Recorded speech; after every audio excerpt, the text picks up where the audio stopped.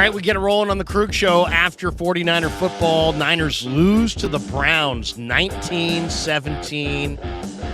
Oh, where do we start? What a cluster that was. That was a disaster. We've got the whole crew going to be here today. Danny, Rye, JD, Baller, Kev. I invited Damon. I was supposed to pop on Damon's show right at the end of the game at the 2-minute warning. I just couldn't do it. I was just absolutely had that game came way down to the end, and I couldn't jump in at the end. But man, what a freaking game that was! I mean, just absolute disaster of a game. That was a freaking disaster. I mean, everything that could go wrong went wrong. I mean, seriously, everything that could go wrong in this game went wrong. As we welcome in Bay Area Baller. Baller, what's going on, man? How are you? Better days, but hey, we're recapping this thing. Yeah. I mean, there's a lot to get into, and it's sometimes the losses are more interesting than the wins, and today was definitely an interesting game. The Niners and Browns brawled on the field before the game. It was going to be that kind of a game, and the Niners came out on the first drive and moved it right on down the field. Purdy with a nice shovel pass to CMC for 14 yards on a little screen against the void that Myles Garrett created. 5 plays, 84-yard drive in less than 3 minutes, and the Niners are up 7-0. 15th straight game for a touchdown for CMC, and suddenly it's like, wow. The Niners are off and running. It's 7-0, and everything looks good. And then, next, the Cleveland first drive, Fred Warner picks off P.J. Walker on a ball that was going to David Bell. And so you're thinking, okay, hey, Niners are up 7-0, and things are going to go good. And then suddenly it's, a penalty, false start on Kittle on the next drive. Jake Moody then misses a 54-yard field goal, and it's like, okay, well, maybe it's going to be that kind of a day. The defense, at times really struggled in this game, but then Dustin Hopkins missed a 47-yard field goal on the Browns' next drive, and so it's still 7-0.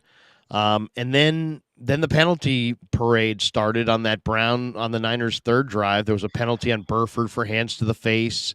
There was a penalty on Ambry Thomas for face mask on the punt.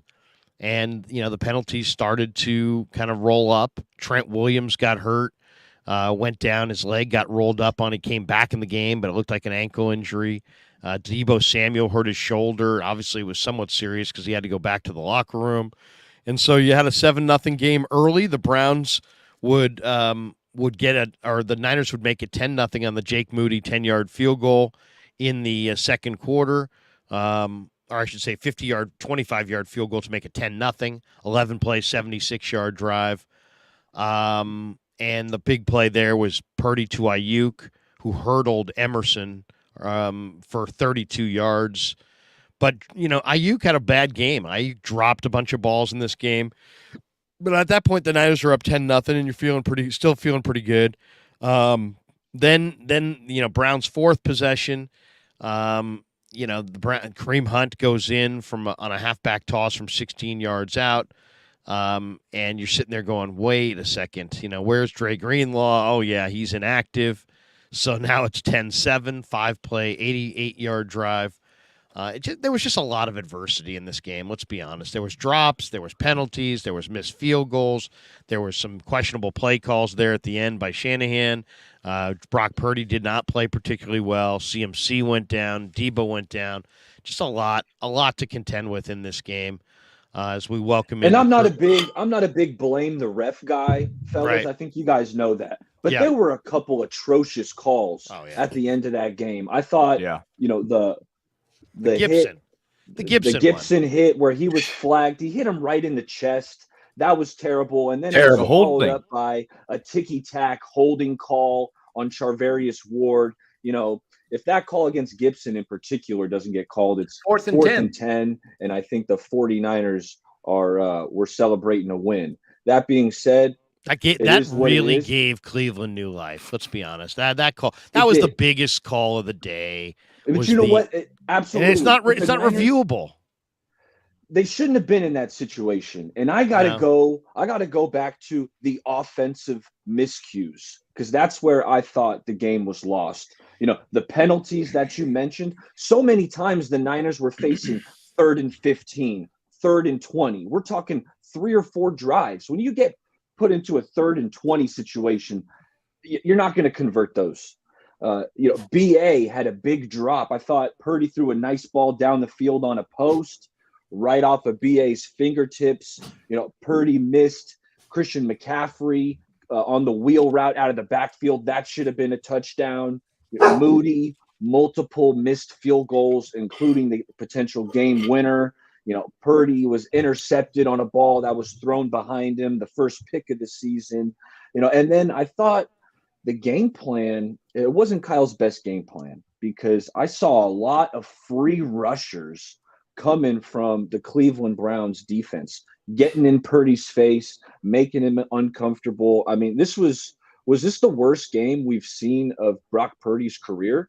Because I think it is. He's below 50%, 125 yards passing. He threw the pick. I was waiting for Purdy to make that big play that we're so accustomed to. And, that last drive, he did get him down into field goal range. And I was thinking, hey, it was an ugly game, but they're going to walk out a winner. No, missed field goal eliminates that. He did have a rough game, but the offensive miscues, it was too much to overcome. Yeah, he got him down there when it counted. I mean, and some people are going to be all over Moody, and rightfully so. He blew the 41-yarder. The 54 he should make too, but you can't say he's awful and get rid of him. I see some people in the chat say he should never be allowed to kick again for the 49ers, and hey, it's his first. But misses of the year. I blame Shanahan on that one. I mean, you had 1st and 10 from the 26, and you run Jordan Mason on a buck into the line for 3 yards, and then you downed it. It's like you needed to be more aggressive there. I mean, you had more. You have a rookie kicker. At that point, you still had 30 seconds left.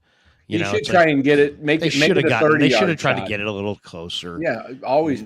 Yeah, he's not Robbie Gold. Yeah. He's not Robbie Gold. Not Robbie Gold. Money from outside of 40, and Moody isn't. So right, or inside of 40. Yeah, I mean, and Moody, it was a 41-yarder, and yeah, that's a kind of a gimme for a good NFL proven kicker, but it's a rookie in his first pressure moment, and he just pushed it a little bit to the right. But I don't know. It's like it was a wet day, so I think that had something to do with Purdy. It's a number 1 defense in football, and Schwartz, let's credit the other guys a little bit, right? Schwartz, defensive line played well. Dalvin Tomlinson was back there creating havoc, even though he only made 1 tackle. Niners had to account for Myles Garrett. You knew this was going to be a huge challenge when you saw the mucky conditions and the number 1 D. So I wasn't expecting a massive Purdy performance, but at the end of the day, look what it took. People say, well, how's it going to look? I can't even picture Purdy losing a game. I can't picture this Niner team losing a game. Well, you know what it was going to take? A ton of adversity. The number 1 defense against on the road, no Dre Greenlaw, no Debo. CMC played half the game. Trent went out with an injury and then came back and was less than 100%. You had some really bad penalties on your team. You had a couple of tremendously horrible penalties. I mean, the Gibson penalty is the one that I'll think of when I think of this game, because, I mean, that it would have been 4th and 10, and the Niners probably would have held there, and they were looking like they were going to win, and all of a sudden, boom. They're just – I hate that. They're officiating the contact. It was a lot of contact. There was absolutely a lot of contact. But, I mean, you can't – we're asking defensive players now to be like gymnasts. It's like you need to be so incredibly fine. That's not what they do. That's not how they're made. That's not how they're – that's not just – it just – and it was a perfect hit. And to see a perfect hit, penalized there for an automatic first down was just – a crushing blow. And it was an awful call, because if he catches the ball, you're taught there as a defense to knock the ball loose. And he doesn't know when the ball's thrown and it's going right through his hands, if the ball's going to be caught or not. So he's going for the hit. and he doesn't hit him in the head. He intentionally, makes sure he goes to the shoulder. And I don't know why that's not a reviewable call. Why can't you throw the red flag on that? I don't understand. It's a great question. I'll tell you the other one that was really a bad play. Well, how about the ball that on the Oliver sack, and they called it an incomplete pass, P.J. Walker? I mean, he was barely moving his hand forward, barely at all. I mean, that's a pass. It should have been a Bosa scoop and score almost. On the sack that was in the second quarter. It was 1st and 10, right? It was a sack by It was a sack by Oliver. It looked like a fumble.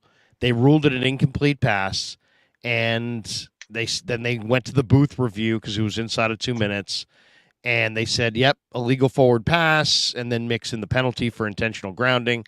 But it really wasn't a pass. I mean, that was an interception. That was a fumble. I mean, it was. How could it not be a fumble? The guy was going to the ground. The ball was almost on the ground. And he just kind of barely pushes it forward. I mean, come on. Nobody's ever going to have a sack ever again if guys can just be viewed. Anytime you get a sack, just push it forward.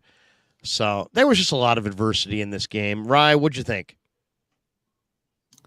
Well, this game was coming at some point. I will take to some extent, I actually kind of expected this. I got a little scared. I thought Watson was going to play, but I was hammering Browns plus 4.5. Then when it went up to 6, I started doubling down on Browns 6.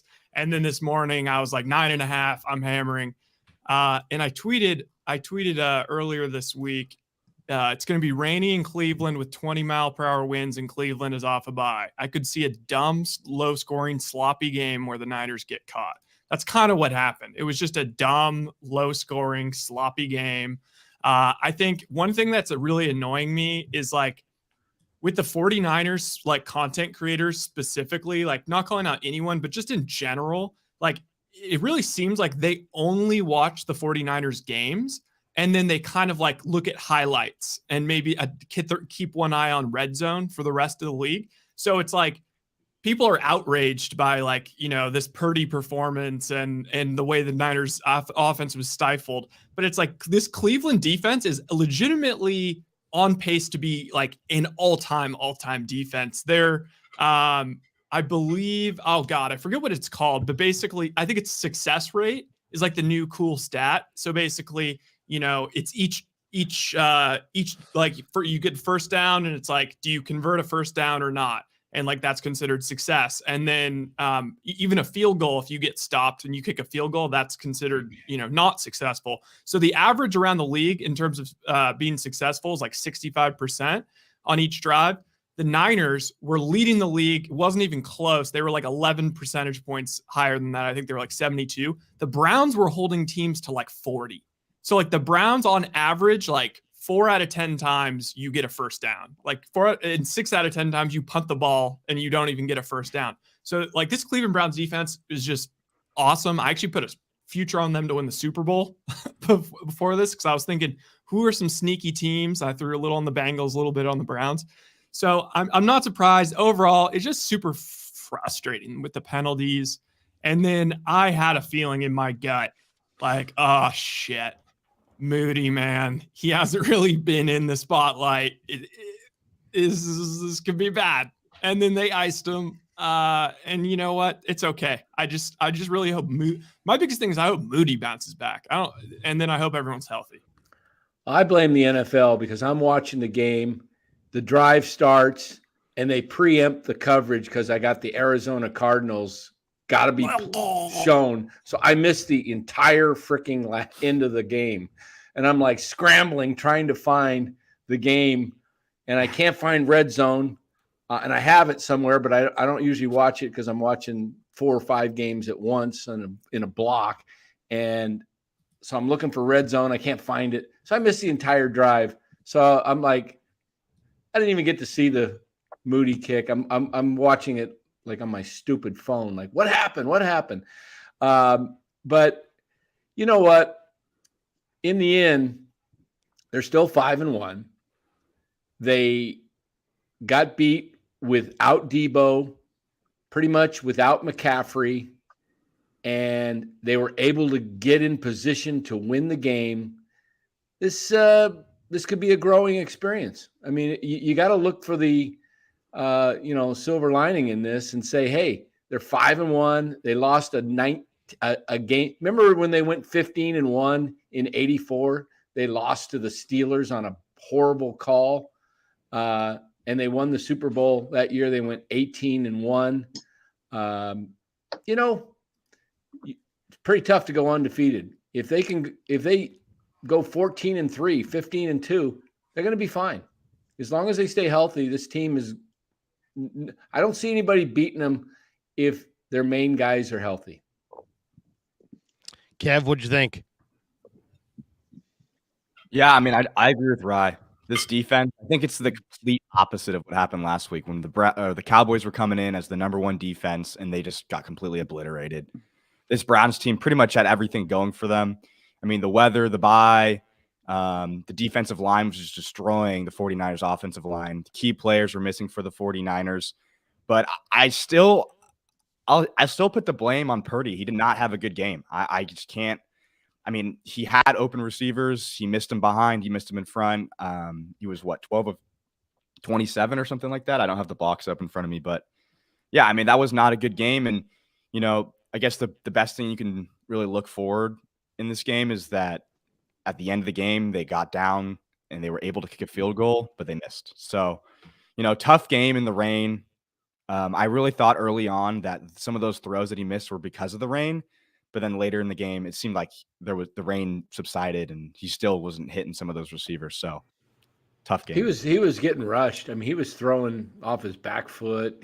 I mean, yeah, I don't know. I mean, you could blame Purdy because it's easy to blame the quarterback, but where was Brandon Ayuk today?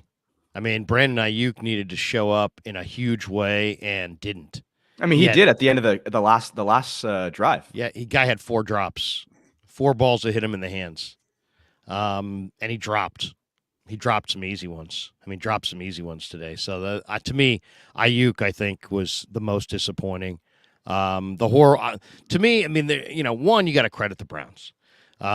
There's a reason that what is now Schwartz against Shanahan. It's like 9-1 now. 9-1. 9-1. Yep. Schwartz is 9-1 against Shanahan. That's so he's got his number a little bit. So that credit Cleveland on all 3 levels. Denzel Ward played great. Myles Garrett, Tomlinson played great up front. JOK was monster in this game as well. He made a number of plays. So, I mean, Cleveland's defense is really, really good. You knew the Niners would be a little flat coming off of the Dallas national TV game. There was no question. And then not having Dre Greenlaw, I think, is huge. He's such a tone setter. The Browns had more success in the short game and in the, underneath game than I thought they would have. And then, the injuries. I mean, CMC got destroyed. Samuel's out. Trent played the entire second half with a retaped ankle that, we'll see how it feels tomorrow. Purdy definitely struggled, but it was, you're on the road, wet weather, your weapons are down, and he threw the one ball behind Ayuk that was a pick, and he could have thrown 2 picks or 3 picks. It wasn't a good game for him for sure, but I thought his weapons let him down. Kittle was a total non-factor. Ray, once Tebow went out, you needed Ray to step up. The only guy who really I felt like stepped up was Juwan. I thought Juwan stepped up with some good plays. And then just the horrible calls. I mean, come on, let's be totally honest about this. If that Gibson call doesn't go against them, the Niners probably win the game. So, and then Moody, your rookie kicker. I also blame Shanahan. I mean, you got real conservative there down on that final drive. It's like you didn't have to get that conservative. You didn't have to settle for a 40-yard field goal. You could have gotten another 10 yards, made it a 30-yard field goal. The difference would have been astronomical. So I thought that was a little bit of a bad Shanahan plan there. I mean, obviously it's Monday morning quarterbacking 2020 hindsight, but I was saying it in real time, watching it on the couch. Be more aggressive. Don't just go for the down the. Let Purdy throw the ball there. Let's see if you can carve out 5 more yards, 10 more yards, 41-yard field goal on the road in wet conditions. I mean, I'm sure the odds go way, way up if that's from 35. So yeah, people in the chat saying Moody choked and this and that. He's a rookie kicker. You got to kind of know that you got a rookie kicker. This was another one. If they have Robbie Gould, they probably win this game. Are you thinking maybe his thinking is I'm not letting the refs take me out of this game with a holding call if we run up for or the huge negative play, or just wet ball. Purdy's not having a good day. What if he throws the pick? He's thinking, 41-yard field goal. He's probably he's got a good shot at making that. I mean, that's a chip shot for an NFL kicker. I mean, I'm serious. But he's a rookie. Yeah. He's a rookie Still, kicker. it was right down the middle. I mean, it wasn't on one of the hashes. It was like, I was a kicker. You just kick that thing like it's an extra point. It's just, you're right down the middle. But it's 41 yards out. That's not an extra point. Well, 33 is an extra point in the NFL. It just, your form's the same though, whether it's 40 or 30. Got to go coach him up. Your form's the same. You just have to just plant his leg. I watched his plant foot. It's exactly where the ball went. His plant foot was not straight down the middle. It was just off, and that's where the ball always goes, is where you plant your plant foot. So, I think another major factor in this game, though, was no Greenlaw. I mean, the Browns ran the ball 34 times, and they had a perfect balance, 34 passes, 34 runs, but they ran 34 for 160 and almost 5 yards a carry. So, I mean, obviously the Goodwin 20-yard carry has a lot to do with that. But Jerome Ford had that 22-yard run at the wrong time. I mean, they just, they didn't stop the run. And, what can you say? I mean, Lenore played well with that great pick on the sideline. That was a momentum shifter. Because I was nervous up until that point. The offense Randy Gregory played well too. Oh, he looked great. Yeah, he did. He did. Yeah. But fellas, it felt like when the Browns needed to make a play, it was Amari Cooper. He had a catch down the sideline on Charvarius Ward. He had a catch down the sideline on Demo Lenore. It was just, he had over 100 yards receiving. When the Browns needed a spark and they needed a play on third down, they went to Cooper, and more often than not, he converted. You got to give credit to Stefanski for the game plan too, because I mean, PJ Walker, Texas Ranger, he was kind of good in Carolina for a bit there when he came in for Darnold. He was kind of exciting, but I liked how they just kind of took the Niners pass rushers out of the game. It was just like screen city, and it was super frustrating as like just watching it. And it's just like, like I can't really blame the Niners defense, but it's just so annoying to just have to keep guarding all these freaking screen passes. And Elijah Moore's great, in space. And so is Kareem Hunt. And it's just all these little God, it was just and that's how you neutralize a pass rush, right? And then all of a sudden the defense is on the field for a while. They're tired. And that's when all of a sudden the big runs start to happen. So I don't know. It sucks also because the Eagles are going to go to 6-0. And then all of a sudden this game in Philly is going to become very important. Also, do we take it at least like Lair, specifically you, like, isn't it kind of nice to have, like, we're seeing like there's like a lot of people that like said that they finally came over to the Purdy side are now right back to, we're tweeting out hand not size. good enough. Hey, I've seen multiple metrics on his hand size. He's got bigger hands than Lance. He's got the same size hands as Patrick Mahomes. But yeah, I'm seeing a lot of that kind of stuff. A lot of like confirmation bias type tweets. I'm seeing Nick Wright's taking a victory lap on Purdy. So this is just good because you know what? Yeah. It was getting a little bit out of control. I like to be, not that like, you know what I mean? Like the Purdy love, because how could you not love him? He's been pretty much perfect. But the national Purdy love was getting almost too much. We got to have a little bit of a pushback on that. Yeah. It makes it more fun. But if you guys, to me, if we had to rank the number 1, 2, and 3 reasons why the 49ers lost this game, I'm not putting Purdy in 1, 2, or 3. I would say this was first. I would credit the Browns and their defense. That's 1. 2, I would say the horrible calls against Gibson and Mooney Ward on that drive come on, guys. I mean, we can sit there and say, well, they shouldn't have been in that position. They were in that position, and that was a horrendous call. I mean, so there's it's like, crying about penalties. It's a fact. It's a fact. That to me was a major one. The Browns were great. Horrendous calls against Gibson and Mooney. And if I had to go with number 3, I'd probably go with Ayuk on the drops, because Ayuk, especially when Debo goes out and Ayuk wants to step up and be the number 1 guy. This is when you got to show you're a number 1 guy. When CMC's hurt, when Debo's hurt, when you're on the road in bad weather, and this is the game where he had to stand up and be like, hey, you know what? I'm the big dog in here. And he had a totally below average game with 3 or 4 key drops. So I would say the horrible calls, Cleveland's D, and Ayuk's drops, to me, are more in front of, Purdy's struggles.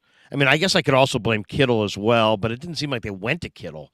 Almost like the game plan wasn't to throw it to Kittle today. I think they were so worried, like they just kept him in as an extra blocker the entire game. And I'd also say, honestly, losing just Debo, okay, we can make up for it. That's the beauty of having McCaffrey. Losing Debo and McCaffrey is just brutal. I mean, it's for what they want to do in their offense. It's just brutal.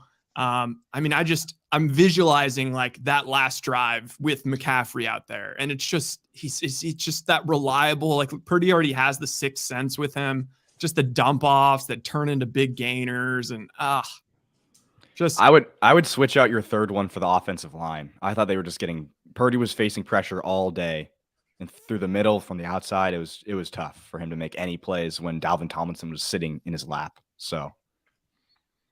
Yeah, I mean, it's funny. We people in here going, "Oh, I disagree, Krueg." Batman says you bad take, Krueg.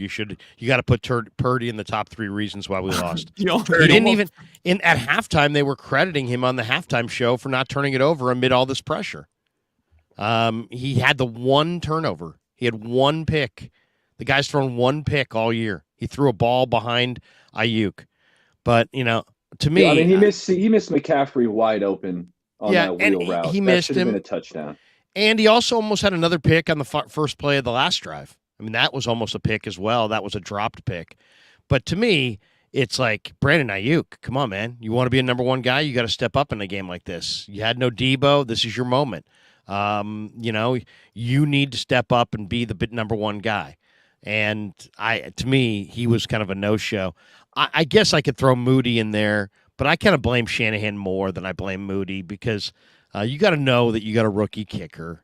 And I don't think a 41-yarder in any way is a gimme, and I thought he got real conservative there at the end.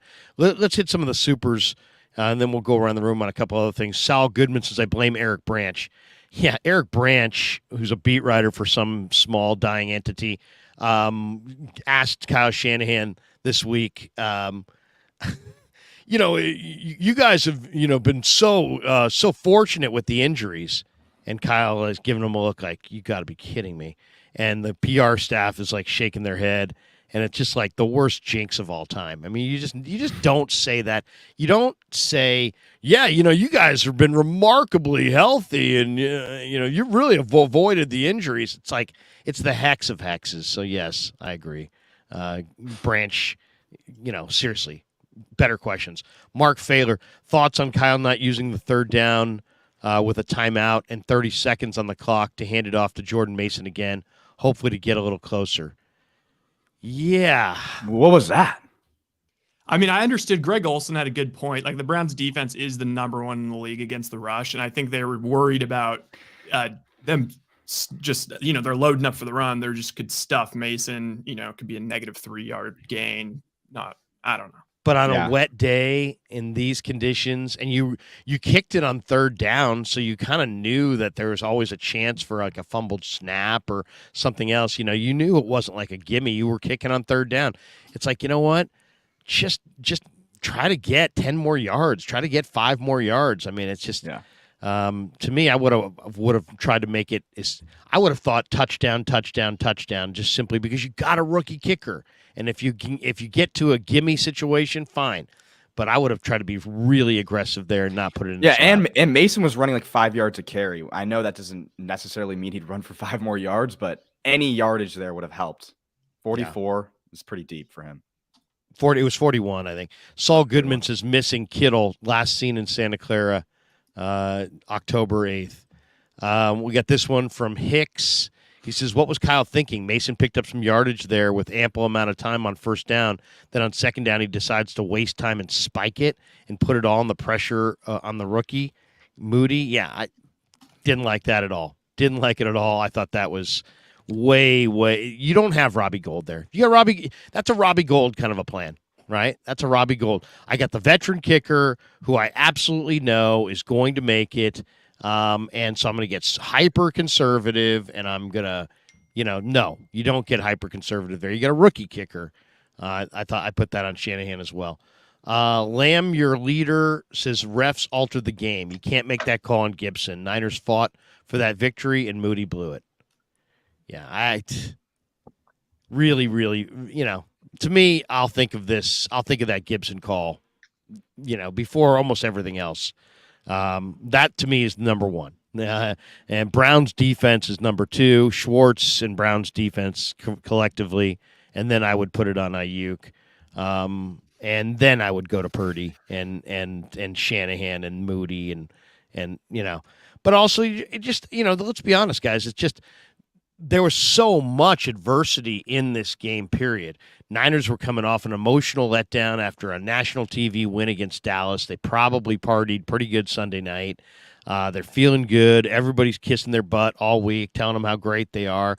All this discussion of, will you run the table? Are you guys the best team? Is this the best Niner team ever? There was all kinds of people just stroking them this week. So they bring no real adversity, a real edge into this game. Then I really thought the pregame brawl was going to benefit the Niners because I thought, what? You may have gotten the Niners F game today, but now you're fighting before the game. I think in some ways that's going to light their fuse. The Niners come out, take a 10-0 lead. You're feeling good. Warner's got a pick. You're up points. The Browns have their third-string quarterback, and then all of a sudden the Browns, Walker started making some plays. Cooper made some plays. Hunt made some plays. Moody missed a field goal, and it all just there was just an awful lot of adversity in this game. Then Trent goes down; he missed some time.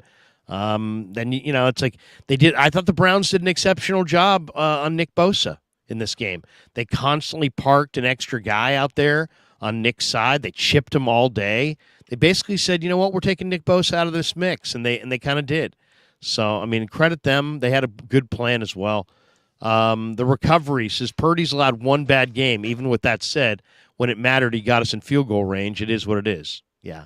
That's why I can't really, at the end of the day, put Purdy on the top of the list because he is allowed a bad game. It was wet conditions. He didn't have his weapons. He was going against the number 1 D, and he still let him down the field for what should have been the game-winning field goal, he really won that game a couple times. So I don't know. It's everybody's going to blame the quarterback. I get it. I understand that. Daza says Purdy will bounce back, but he was bad. But it also shows what he looks like without CMC. CMC drives the offense. You know what? That's last week we were talking about MVP discussion stuff. I think this one's a feather in CMC's cap a little bit. The guy is just. It really shouldn't take anything away from Brock. It's just like CMC's so freaking good, and he is the engine of this team. And I'm thinking back to they had that 3-and-out to get the Browns the ball back and then of course the bullshit penalties, and they ended up getting the field goal. But that throw, they never showed a replay of it, but it seemed like a pretty decent throw, and Ayuk did have to dive a little bit for it, but he should have caught that. If he catches that first down, I'm pretty sure that the game's over at that point. They just run the ball and it's over. The offense they weren't sharp in general. And talking about CMC, he was dominant on that first drive, right? He had a 30-yard run, then he caught the shuffle pass for the touchdown. But fellas, after that, after the first drive, Christian McCaffrey went 10 carries for 13 yards. Like, he was non-existent after that first drive. You couple that with Brock playing probably his worst game of his career, BA's dropping balls, George Kittle's non-existent. It was just not enough players on offense stepped up to the occasion. I really think the wet ball played a factor. I mean, you even saw Walker miss throwing balls that guys were wide open. But Brock missed that one pass. I think it was to CMC. Was it Ayuk, or was it Ayuk on the yeah, it was CMC. That's right. And he was wide open. It was a free play. It was a free play. Yeah, he just overthrew it. I really think he had you saw him, the ball slipped one time. He threw one ball that just kind of floated like a duck to the sideline. It wasn't anywhere near the receiver, and it just slipped out of his hand.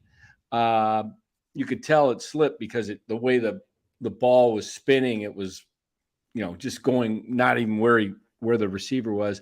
So I think that had a lot to do with just the game day. And then the pressure they were putting on Brock. They had a great game plan. I mean, they stopped the run. 49ers really could hardly run on him at all. Like you just said, Baller, 10 carries for 13 yards after, he got the touchdown early.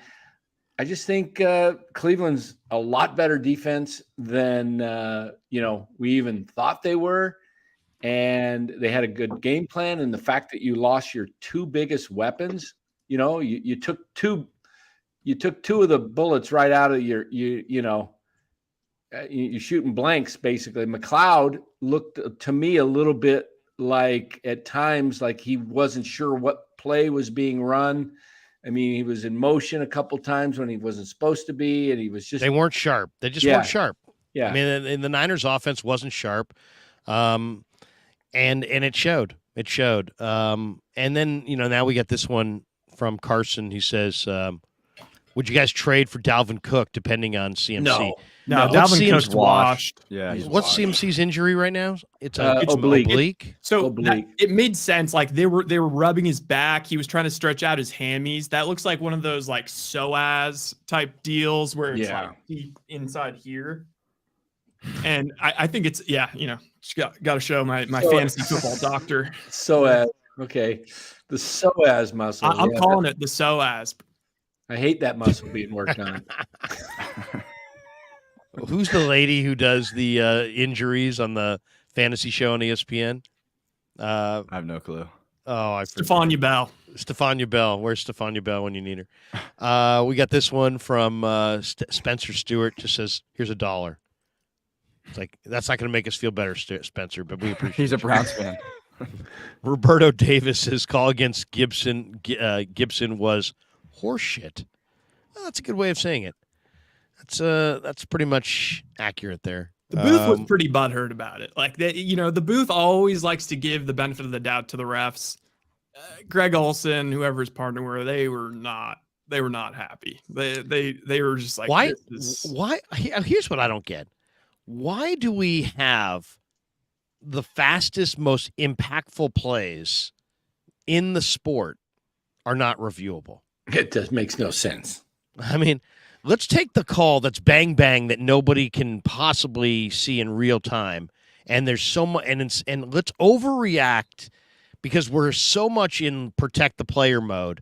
Let's overreact to the contact, and then let's not have a safety blanket there to, or any kind of there's no net at all to cover to, so it's like you've already got kind of this like agenda where you're pushing for player safety. I mean, college football has it. They on the targeting calls, they review them. Yeah, I mean, why can't you have that be reviewed? I mean, because a simple review of that, and once you saw the angle there, I mean, you can review a face mask, right? Why can't you? Why can't in the middle of a scrum? And you can sit there and go, oh, look at him. He yanked the face mask. Oh, yeah, we reviewed it. Penalty. Why can't you review a PI call like that when the guy sticks him right here in the shoulder pads? And, it wasn't even a PI call. It was a roughing it was a intentional unnecessary roughness. Defenseless receiver. That's reviewable in college. Anytime that should be automatically sent upstairs. That should be sent upstairs. Yeah, exactly. Anytime in college there's a possible targeting, they review it to see if it was targeting. Well, and you know what? I got to say that. Okay, conspiracy theory. So they showed the graphic. It's like by far the most penalty yards in the entire NFL. Do you think that the crew got together after the pregame scuffle and was like, "We're calling a tight game today. We're gonna throw flags. We can't let this thing get out of control." And so anything that was kind of questionable, maybe I'm just throwing it out there. I really believe they officiate the contact. The contact was massive, and so they're looking at that going, "Oh God, that's got to be a you know what? I think we're getting really close to just putting flags on these guys. Come on, that was so ridiculous." And it's one thing to favor the offense. Okay, you want to favor the offense because offense sells tickets. I get that, but now it's like you can't go low, you can't go helmet to helmet. Any kind of really tough contact, draws a penalty. It's not reviewable. It just doesn't. It seems like there's several things that really go against the defense. And that one right there was just like, I feel like way too many times the refs officiate the result. They wait for the play to be over, and then if there's a drop, they throw the flag, and if it's a catch, they'll hold it. It's so annoying. It's like basketball. Yeah. It rolls around the rim. If it goes down, it's not a foul. But if it rolls off the rim, it is a foul. Ronnie Lott would have been thrown out of the league for too many penalties in this game, the way they play the game today. Because you know what? That hit is textbook what you teach a defensive back to do. Because if you let him catch it and then you just, we're just not going to knock him down. You just give him a light tap. He may break the tackle and run for a touchdown. You smash the guy as hard as you can, avoid the head and avoid using your head. That's what you do. Because if he would have, let's say that ball would have come down and he caught it, and Gibson's hit would have jarred that ball loose for an incomplete pass. It just would have. Because the way he hit him, he would hit him in the shoulder, and it would have, the ball would have went flying because it was perfect timing. I just, to me, the NFL is getting to be like it's just, what is this? I mean, I understand protecting the receiver, but what's a defender supposed to do? Let him catch it? It's like, to properly understand NFL officiating, you have to read it almost like a history story. There was first this play, and then it evolved into this, and then it was, could he survive the ground? And then they decided that you had to do this. And then all of a sudden, then there was the tuck rule, and then there was this rule. And it's like, you almost have to read it like a history lesson to understand how we got to where we're at right now. But you're right. I mean, it's just, it's become borderline impossible to play defense. And then I'll tell you the other one that drives you crazy. It's like, so that's a penalty on Gibson. But you'll see running backs just get smoked helmet to helmet all the time. Yep. And there's no penalty on that. We're talking helmet to helmet, boom, and nothing. But if a quarterback takes a shot helmet to helmet, you're sure drawing a flag.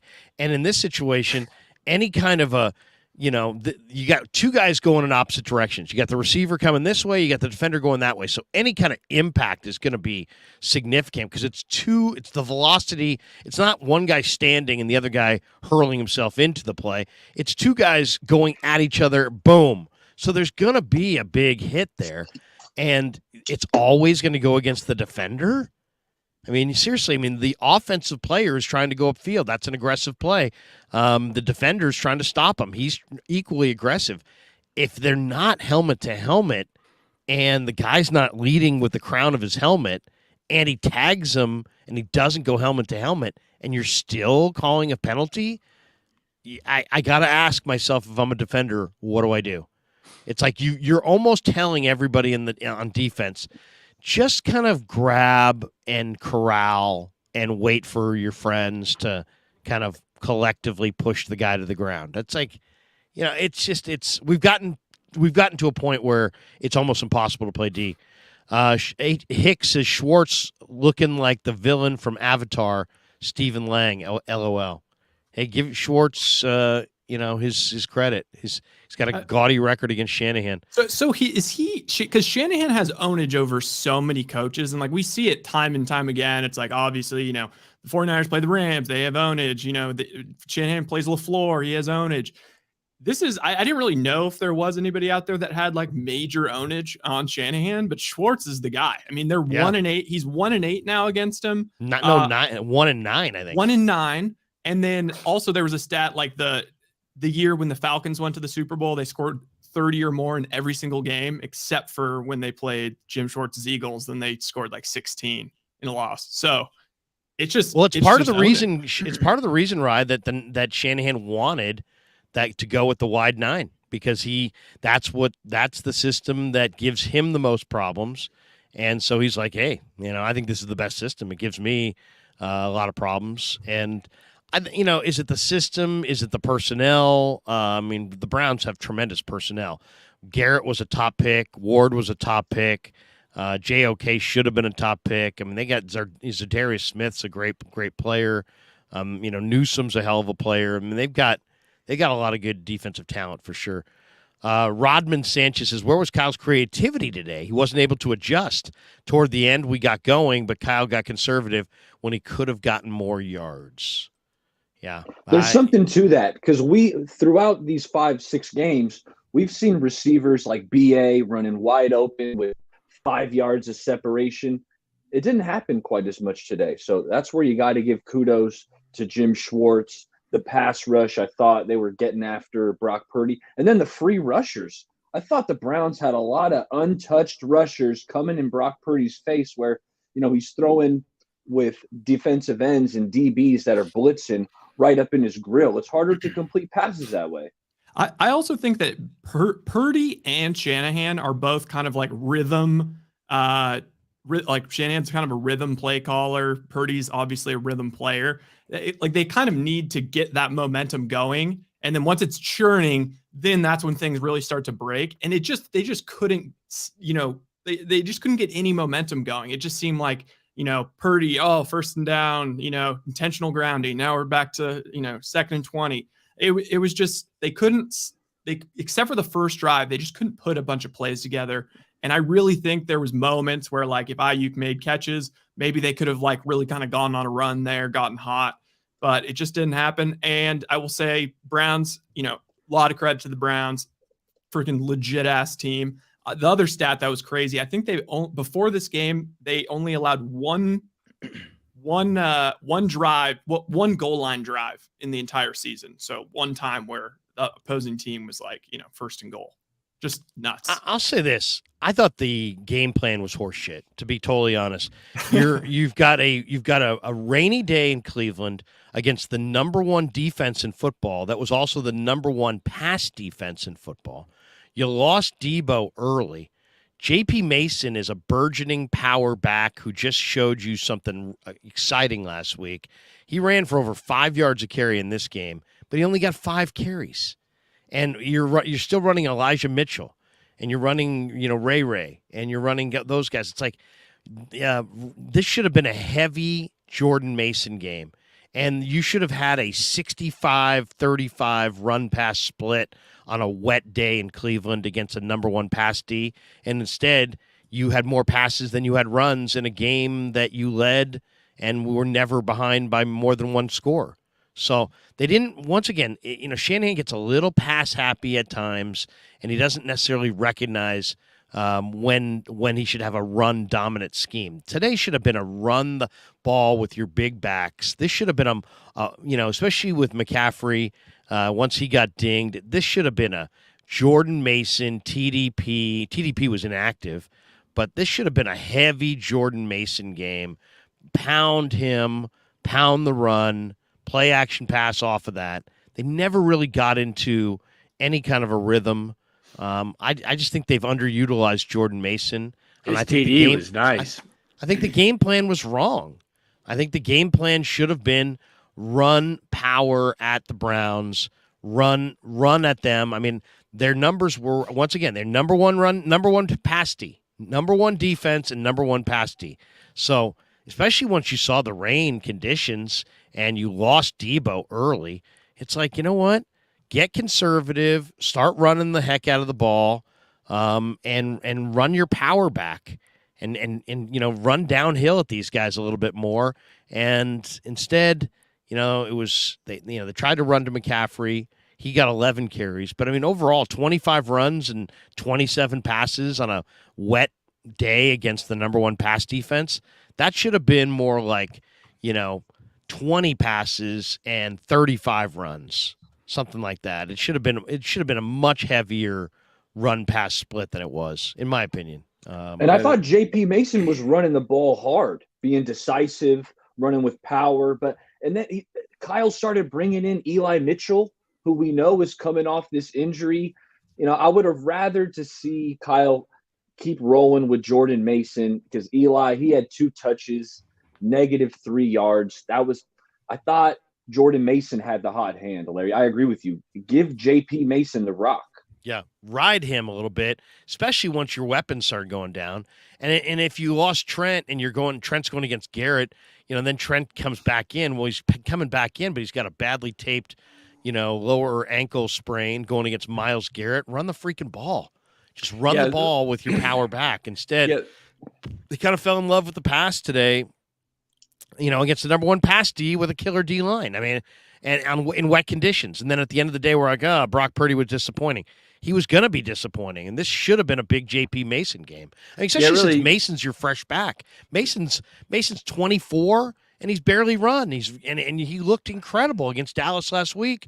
Run him, but no, he gets 5. He gets 5 carries. I mean, I don't understand how it doesn't make any sense. They had 27 pass attempts and 25 rushing attempts in a game against the best pass defense in a wet game. Why are you passing more than you're running? I mean, only 55 plays did the Niners run to Cleveland 70. So they didn't stop the run. They didn't stop the run well enough. They didn't run the ball well enough. To be fair, Cleveland's run D also is fucking awesome. Like they held Henry to 20 yards. They held Mixon to like 50. But where are they ranked? Weren't they ranked like I think they are the number 1 pass D. I know that. I think they were like 6 or 7 against the run. I mean, it's a great defense, period. I'm just saying that in these conditions, on this kind of a field, this should have been a power run to Jordan Mason kind of a day. And I would have gone up to Mason at his locker and said, "Hey, big boy, we're riding you today. We're riding you." And then once CMC was dinged up, I mean, it was like, and you had no Debo, then it's like, hey, you know what? Run the heck out of the ball between the tackles and see if you can punch them in the mouth and deliver a little physicality. Daza says it was wet, but P.J. Walker had to play in the same conditions, and he's a third-string quarterback. Also, the O-line was bad. Still my biggest concern. What is your guys' – that's a good one right there. Let me get a couple of these, and we'll get your guys' biggest concern. Saul Goodman, better a loss today than in week 6 than in week 16. Hey, you know what? You're not going to – it's not about the loss, guys, because, I mean, let's be honest. Nobody runs the table. It's the NFL. The Niners had some of the greatest teams of all time. They would go 14-2, 13-3. I mean, it's you're going to lose a game, especially there, and there's going to be some bad calls. Danny already talked about, the perfect season or the call in '84 that made the Niners 15-1 instead of 16-0. It happens. You're going to have bad calls. Today was just a combination of factors, and it was just too much adversity to overcome. And to me, I'd rather lose like this, where you got, man, this went wrong, that went wrong, this went wrong, that went wrong, than just, get blown out and be like, whoa, what happened here? They still almost beat the number 1 D on the road in their place, coming off of an emotional win against Dallas with no Debo, not much from, not hardly anything from CMC, and Trent, out there hurt, and no Dre Greenlaw. I mean, you're taking away 4 or 5 key players there. You look at the whole situation, like you say, Larry. You lost a tough game, but you lost Debo, you lost CMC. Purdy didn't play well. Offense didn't even get 200 yards total, 207, something like that for the whole game, and you lost on the last play of the game on within 3 feet of that thing being good. It's pretty, remarkable that was Cleveland's best shot. And the Niners played probably a C- game overall and still should have won the game, should have walked off the field victorious on the last play of the game. So 12 penalties. We didn't mention that. Yeah. And Cleveland had 13. The Browns had 13. Cleveland actually had more penalty yards, 119 to 107, something like that. So it was evenly called game, but we look at the one call, obvious, the biggest one with Gibson. But you know what? All that, you take all of that, and the Niners still had a chance to win the game. So I feel pretty good that going forward, when these guys get healthy, whether they miss a game or two, CMC and Debo, you got the bye coming up after 2 more games. Maybe you get through Minnesota, Cincinnati, and CMC needs to take the next 2 weeks off, gets 3 full weeks rest, comes back. I don't know.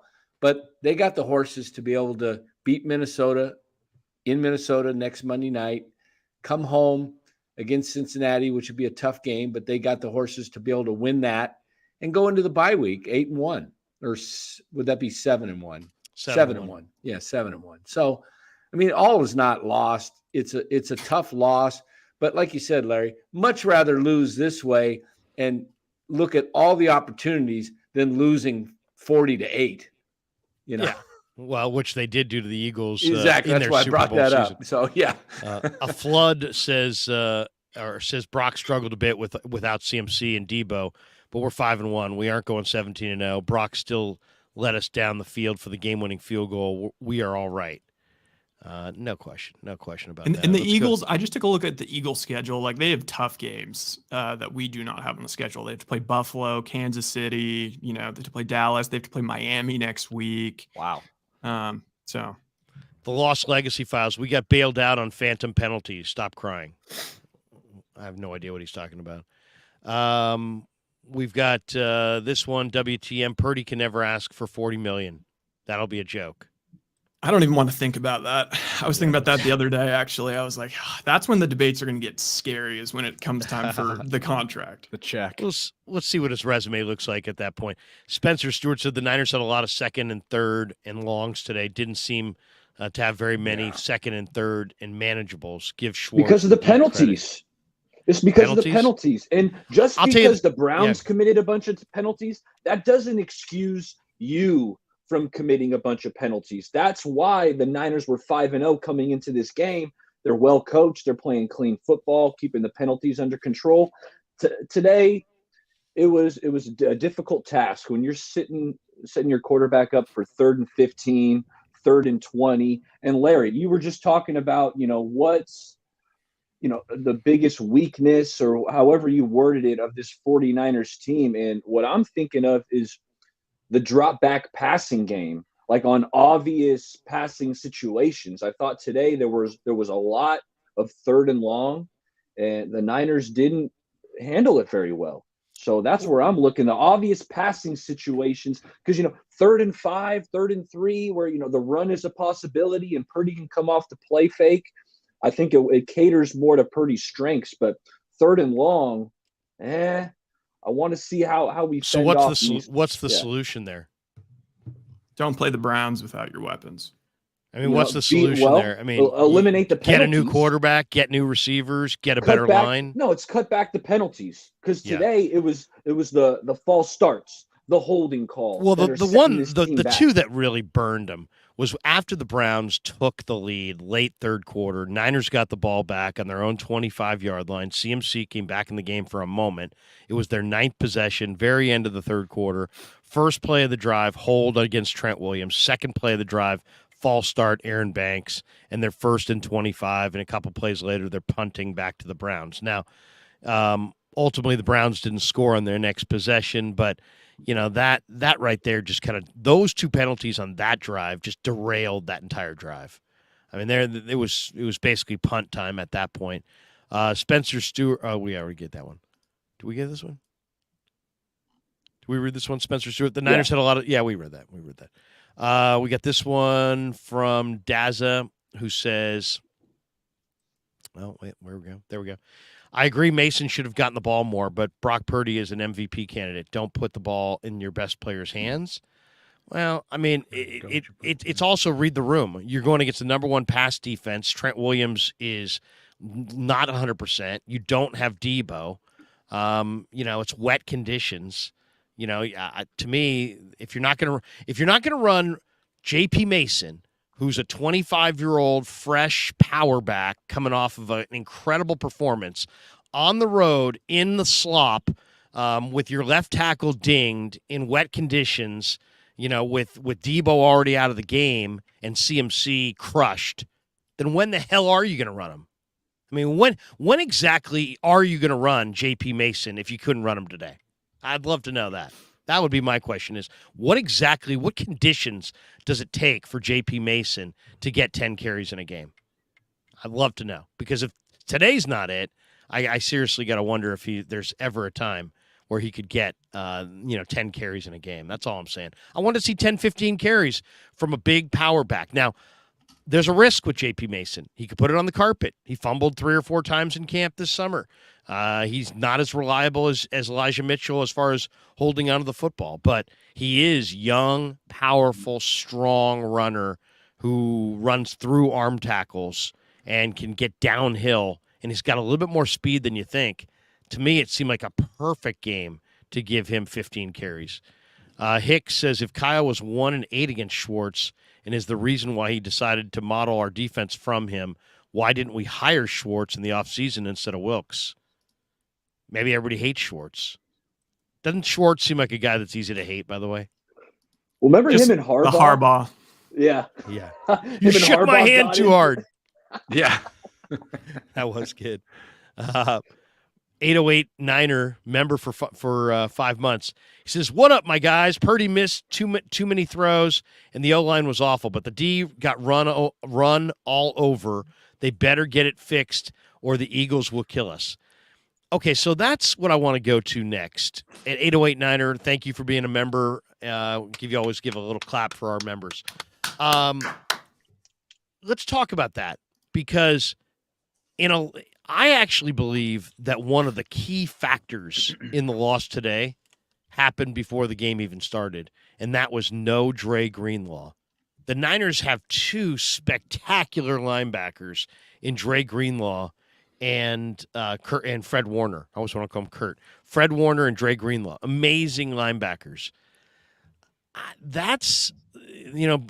Greenlaw hits so damn hard that he winds up getting hurt. He seems like he gets more and more nicked as the season goes on. Cleveland ran a ton in this game, and they ran for almost 5 yards a carry. I think they missed not having Greenlaw was huge, absolutely huge. And then I'm going to throw it to you guys and say, all right, it is the 15th of October. The trade deadline is exactly 2 weeks away. You've seen this team win games. Today you saw them lose a game. You've seen them look incredible. Today you saw them with all kinds of flaws. There's all kinds of teams that want Caleb Williams and Michael Penix and Drake May at the top of the draft. So almost all the bad teams, from what I can tell, are lining up to sell off of 2 or 3 key difference maker players. We saw Van Jefferson move this week. There's a rumor mill that's filled with all kinds of teams trying to position for Caleb Williams and Michael Penix and Drake May. And then you got the Niners in their Super Bowl window with $41 million of cap room and a full arsenal of draft choices. And there's a report that was out this morning, and I don't know how reputable it is, that the Niners made a call to the Bears about Jalen Johnson. I did a video last week that got thousands of views on Jeremy Chinn. Supposedly the Eagles really want Jeremy Chinn. That's not a surprise. They lost C.J. Gardner-Johnson and Avonte Maddox. They're looking for a nickel corner. You saw, without Debo and CMC, that Purdy looks like he could use another weapon. There's no doubt in my mind. There's talk that the Broncos are shopping Jerry Jeudy. I saw a Bleacher Report article connecting the 49ers to Jerry Jeudy. I don't know if it was a rumor as much as just a guy suggesting it. So full disclosure on that. Then there's Randy Gregory made a nice impact today. and I think he's going to help with the rush. The Niners, John Lynch said he doesn't want Frank Clark for the most part. Sounds like Frank may go back to the Chiefs anyway. If John Lynch was coming on right now and we weren't on YouTube, we're just sitting around the room, and he said, hey, I want every single guy in this room to give me their input on who I should go after at the trade deadline. Danny, this is your category. Don't say Mike Trout. Let's go around the room here. Who should they target? I would say, if you said bet everything you have that the Niners will not make a trade or make a trade of substance, I would bet anything they will make a trade because they understand who they are. They're in their Super Bowl window. There's urgency here, and they got a full complement of picks and draft capital and money. So I think they're absolutely going to move a pick. Maybe a couple picks. I think they're going to make a trade or an addition. Zach Ertz, I think, would help them. A speed receiver, Rondale Moore, somebody like that would help them. DJ Reed, returning Jimmy Ward, Patrick Surtain. I said Jeremy Chin. Some people are saying go for an edge rusher. Brian Burns. If they go after Jeremy Chin, who are they sitting? Larry, who are they putting? You're gonna sit Hufanga? You're gonna sit Gibson? I just think you need more corner. I mean, here, look at it this way: the trade deadline's Halloween. You're still gonna play all of November, all of December, and all of January before you ever get to Super Bowl Sunday. I like Jeremy Chin because I want somebody that is big and physical who could potentially stay with Travis Kelce in the Super Bowl. I'm thinking matchups, and I'm also thinking keep away from the Eagles. I don't want to see the Eagles get a – I saw a trade today where somebody suggested that K'Wan Williams may get traded. That would be interesting. Somebody for like a late-round pick. There was another article on ESPN saying that maybe the Cowboys pick up James Conner from Arizona for like a 6th-round pick. I'd give a 6th-round pick right now for James Conner. I mean, I really like James Conner. So if you could add one piece to the puzzle here, or one or two, I won't limit you to one. Who do you go after? You want another running back to help out because CMC's getting beaten up and he might not be standing at the end, and then you got to lean on J.P. Mason and Elijah Mitchell. Some people are saying they need another running back. We had a guy say Dalvin Cook. I don't know. I agree with you guys. I wouldn't go Dalvin Cook. But you lost Debo. Debo's been hurt a lot. Do you go for another receiver? Do you go for another edge rusher to add to Randy Gregory? Do you go for a corner? You go for I like Chin because Chin can help you at linebacker, nickel, or safety. And since you got 3 months of football left anyway, and you don't know where the injury is going to come from, and I'd rather go for a guy like that and have versatility. If Oliver goes down, I got a top-tier nickel. If Greenlaw's hurt, I got another big-time linebacker who can run. If Gibson or Hufanga get hurt, I got a safety. Also, I got a chance I can play a 3-safety look. I got the Travis Kelce neutralizer, and I'm keeping him from Philly. So there's all kinds of gamesmanship that goes into this. But what do you guys think? Lynch is going to scour for trades. Who should he be after? Who wants to go first? I'll go. I think, Mr. Trademan. Danny, it should say underneath Danny's picture there that Danny has made a record number of fantasy trades. Yahoo is considering outlawing. You should just say any trade more expert. Trades. Trade expert Dan Cochimilio, and we'll flash his fantasy stats on there for you. I got another one brewing here that I'll ready to pull the trigger on. Yeah. Is that one that you proposed and forgot about, or is it one that? No, it was proposed to me. I'm just kind of waiting to see how the day goes today. But, all right. I think they should. I think they need to not give up. Surtain would be great, but it's going to cost you one. You're going to need a left tackle next year, I think. So that's where you get your tackles in the first round. So I don't want them trading away their first round pick.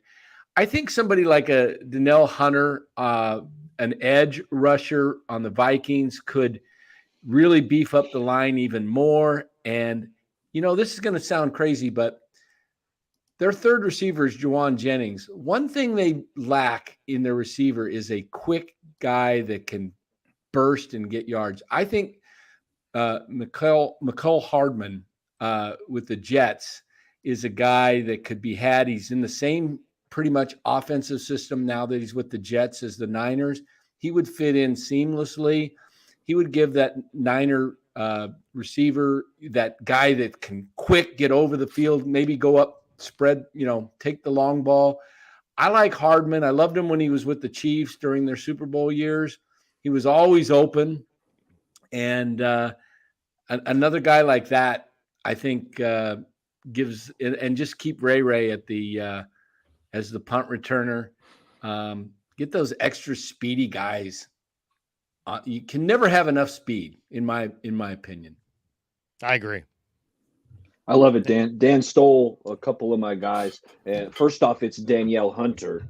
That's number one. I mean, this is an all-pro caliber defensive end. I wanted before the season started, I thought, hey, I want an edge rusher opposite Bosa. I wanted the Niners to go after Danielle Hunter. So I would absolutely keep the door open on him. And that's as well as Randy Gregory looked today. But I'm looking at Jerry Jeudy. Juwan, I like Juwan in the slot, but Jerry Jeudy, this is a different caliber of talent. Jerry Jeudy, the first-round pick, top 15 draft pick. Better days are ahead for Jerry Jeudy. I know he's had a slow start with the Broncos. He's been dinged up, lackluster quarterback play. I still think Jerry Judy's a really good player, and if the Broncos are hell-bent on trading him, I'd give up a 3 for him. I'd consider giving up a 2. And then, Dan, Patrick Surtain, I would give up a 1. I would go and get Patrick Surtain. That is a blue-chip star cornerback. I mean, he would surpass Charvarius Ward as CB1. So give me that. He still has a couple years on that rookie deal of team control. So I'd give up a 1 for Surtain. I mean, this team, it's Super Bowl or bust.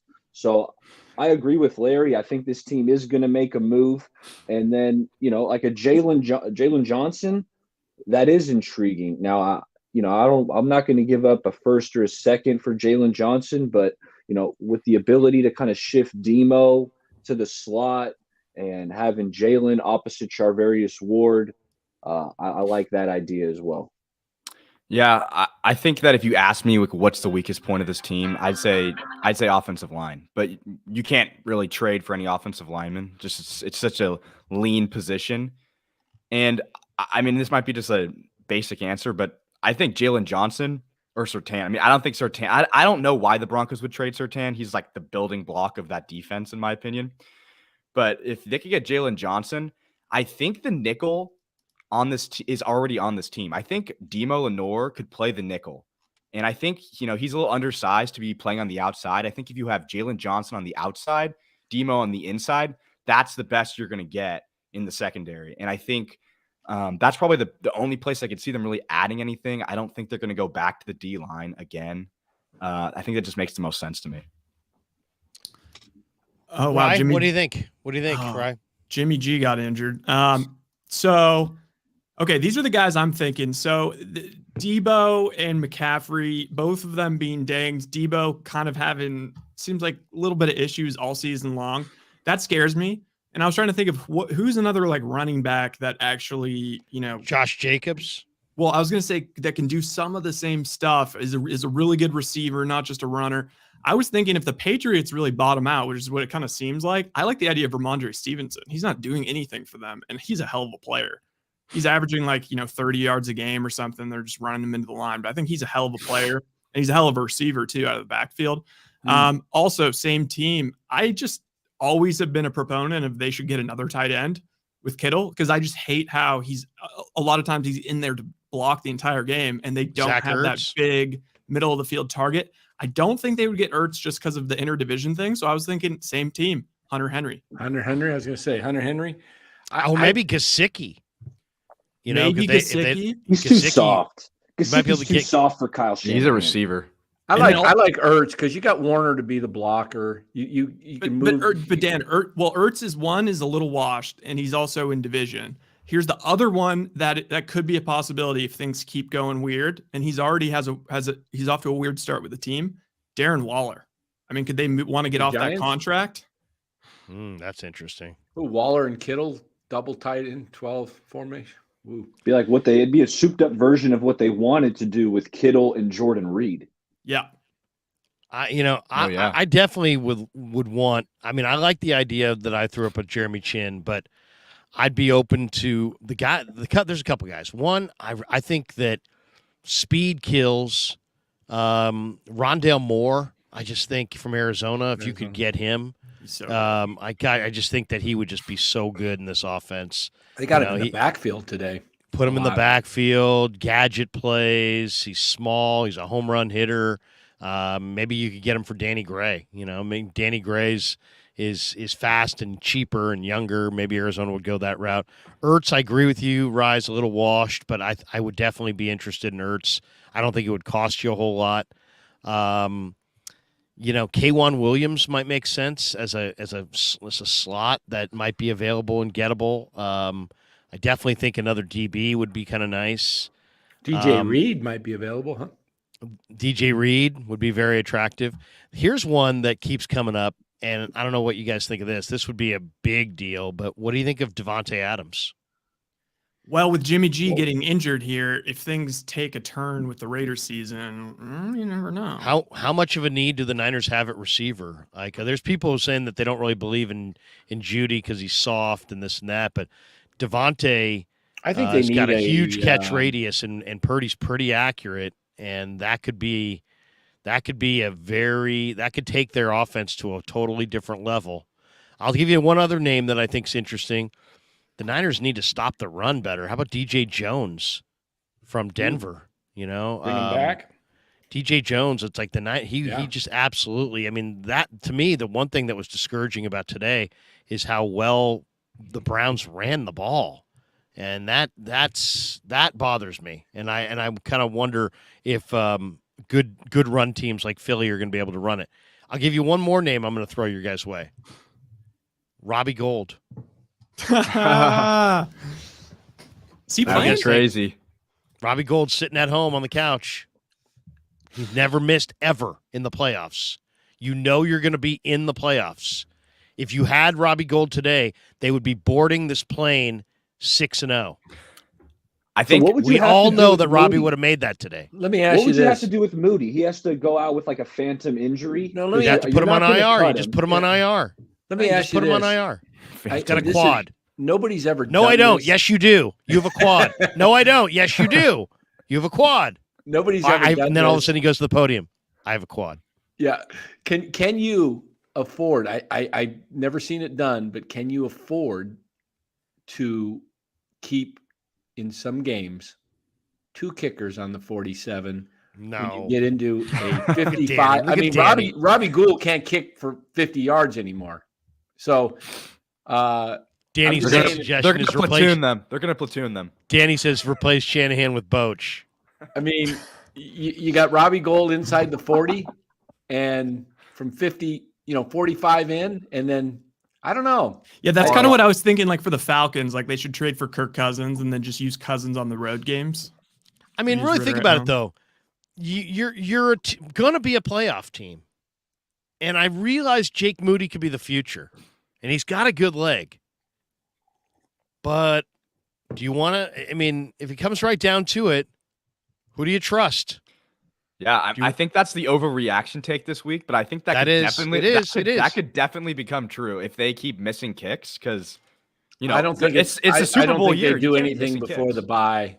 The next How many more misses before you would come over to the Robbie Gould come on down lane? I think less than you One think. more game-winning kick. One more? That's it? Yeah. One more? One more game winner, and I'm calling up Robbie. Robbie, hey, man, the Bay Area, hey, we'll pay for your hotel, man. Who was the Niner kicker that had struggles? Was it the kid from Doug Bryan one year? Well, they won the Super Bowl with Doug Bryan, 94. What year did they? Mike Kofer? There was a kicker. Was it Kofer? Somebody was missing field goals with Seifert, and they cut him. Can't try to remember who it was. Thought it Ray was Wershing. Well, do you think this is going to – what could be kind of interesting, and I mean, I don't think we're going to see this in the regular season because they're just going to try and get his confidence back, but could lead to a more aggressive Shanahan, maybe some more 2-point conversions. I don't know. Maybe. I don't know. That's an extra point. But maybe some more aggressive, like not going for field goals, going for TDs inside the 4th and 3 at the 35 instead of trotting out for a 52-yard field goal. Maybe it's let's just keep driving for a touchdown. I mean, that's the thing. Is he a front runner? Can he kick when the pressure's on? And that's something you can't really find out until they start doing it. Well, sometimes you got to learn by failure too. I mean, maybe this situation sets him up for a future game-winning kick, and maybe he nails it. It honestly feels like the one thing that like almost the fan, like I don't really think that the fan base can like control things, but I do feel like if the fan base all of a sudden is kind of poo-pooing Moody, that kind of seeps in, and all of a sudden it becomes a thing, and all of a sudden people are expecting it at the stadium. I remember just like with the Bears, with Mitch Trubisky that one year, and it was just, I just don't want it to become a thing. I don't think the moment's too big. I think he had a bad, he messed up, he blew it. It happens. It's early in the season, week 6. Maybe Kyle put him out there figuring, you know what, I'm going to put the game in his hands. He makes it. Great experience. He misses it. That's good experience too. I don't know. I think he believed in him. I think that's a kick you got to make. But I think if it affects him, you'll know if he gets what was that Dallas kicker last year that missed like 5 straight extra points? Who was that? Mayer. Yeah, Mayer. If he starts missing, they're gonna sit him down. They're gonna, they'll find a phantom injury, like Larry said. And kicker's the one position, the psyche. Yeah, exactly. The psyche matters at the kicker position. So, we'll see where Niners fans, let's take it easy on Moody. Let's not beat up Moody too bad this week. Right. Let's see where he comes. He'll see if he bounces back. I mean, I know kickers is a funny thing, man. It gets in your head, and you go out there with the mentality of like, I can't miss versus I'm going to put this right through. I speak from experience. I know. And by the way, welcome now. back to the Krueg Show. Larry Krueger, Kevin Krueger, Rye Smith, Bay Area Baller, and Raphael Septien joining you after Niner football. Ephraim Herrera up there in the top box. Jose Cortez. If you don't recognize this guy up in the top corner. From the Zendejas brothers. We're really happy to have Sebastian Janikowski with us up top there as well. Carlos M. says, what's this game look like with Watson? Well, there's a lot of happier massage therapists in the greater Cleveland area, knowing that he's playing instead of out loose. No, Watson's completed like 55%. He's been a mystery this year. I don't know what to say about Watson at this point. He doesn't look like the same guy. We got this one from Paramajot Sandhu. He says, I'm a Browns fan. You guys have a great team, always have. At least you didn't witness an 0-16 season, LOL. Look at that. We don't need to be patted on the head by Browns fans. No, I like that perspective, though, because Niners fans do have to understand, like I feel like it's like one loss, and like they don't have perspective. They don't have perspective. Like this is like we've been watching like one of the 5 like most entertaining teams for the last 6 years or whatever. Yeah, seriously. Sometimes a loss is good for you. One more super chat here, and then we'll mention the sponsors here. 808 Niners says, no Dre Greenlaw was big, but the D-line just rushes too far up the field, leaving big holes, and all the Browns did was run traps and whams. That's one thing. It's like, I agree with you guys. I'd love Danielle Hunter. I'd love Brian Burns. But the way teams are negating explosive rush these days, it's like, I almost feel like you can have too much money on your D-line and not enough money on your there's an awful the Niners are screwed if they lose Greenlaw and Warner. Today they went without Greenlaw. If they had to go without Greenlaw and Warner, they would be really diminished. So maybe the need is more at as another linebacker, or maybe the need's another corner. But it is weird. It's like we've seen the D-line neutralized, incredible D-lines neutralized. The Niners themselves neutralized Dallas's incredible D-line last week on Sunday Night Football. They didn't barely have any impact at all. and they have a wicked D-line. So it's like it's a little situational. If you get the ball out fast, if you chip the edge rushers, you can neutralize a great pass rush. I just think you need overall you need playmakers on all three levels. You need a really good scheme, and you got to swarm to the ball. But I mean, I really didn't like. I'm worried about the Niners having to play meaningful games in December, January, or in the Super Bowl without Dre Greenlaw or Fred Warner, because those guys they're on a totally different level. All right, let's mention our sponsors. Bottom of the screen there, MarinAutoglass.com, 415-883-3030. You shatter a windshield, they'll come out and replace it for you. MarinAutoglass.com, 415-883-3030. We're also brought to you by New York-style Italian sausage. The only kind of sausage I will eat is New York-style Italian sausage. And, guys, as we are mentioning New York-style Italian sausage, this is our first edition of the postgame where New York-style Italian sausage player of the game is discussed. So why don't we, before we mention any other sponsors, give me your Niner player of the game. It was a loss, but give me your Niner player of the game brought to you by New York-style Italian sausage. Give me Fred Warner. Picks in back-to-back games, just an absolute monster, did everything he could with Greenlaw being out.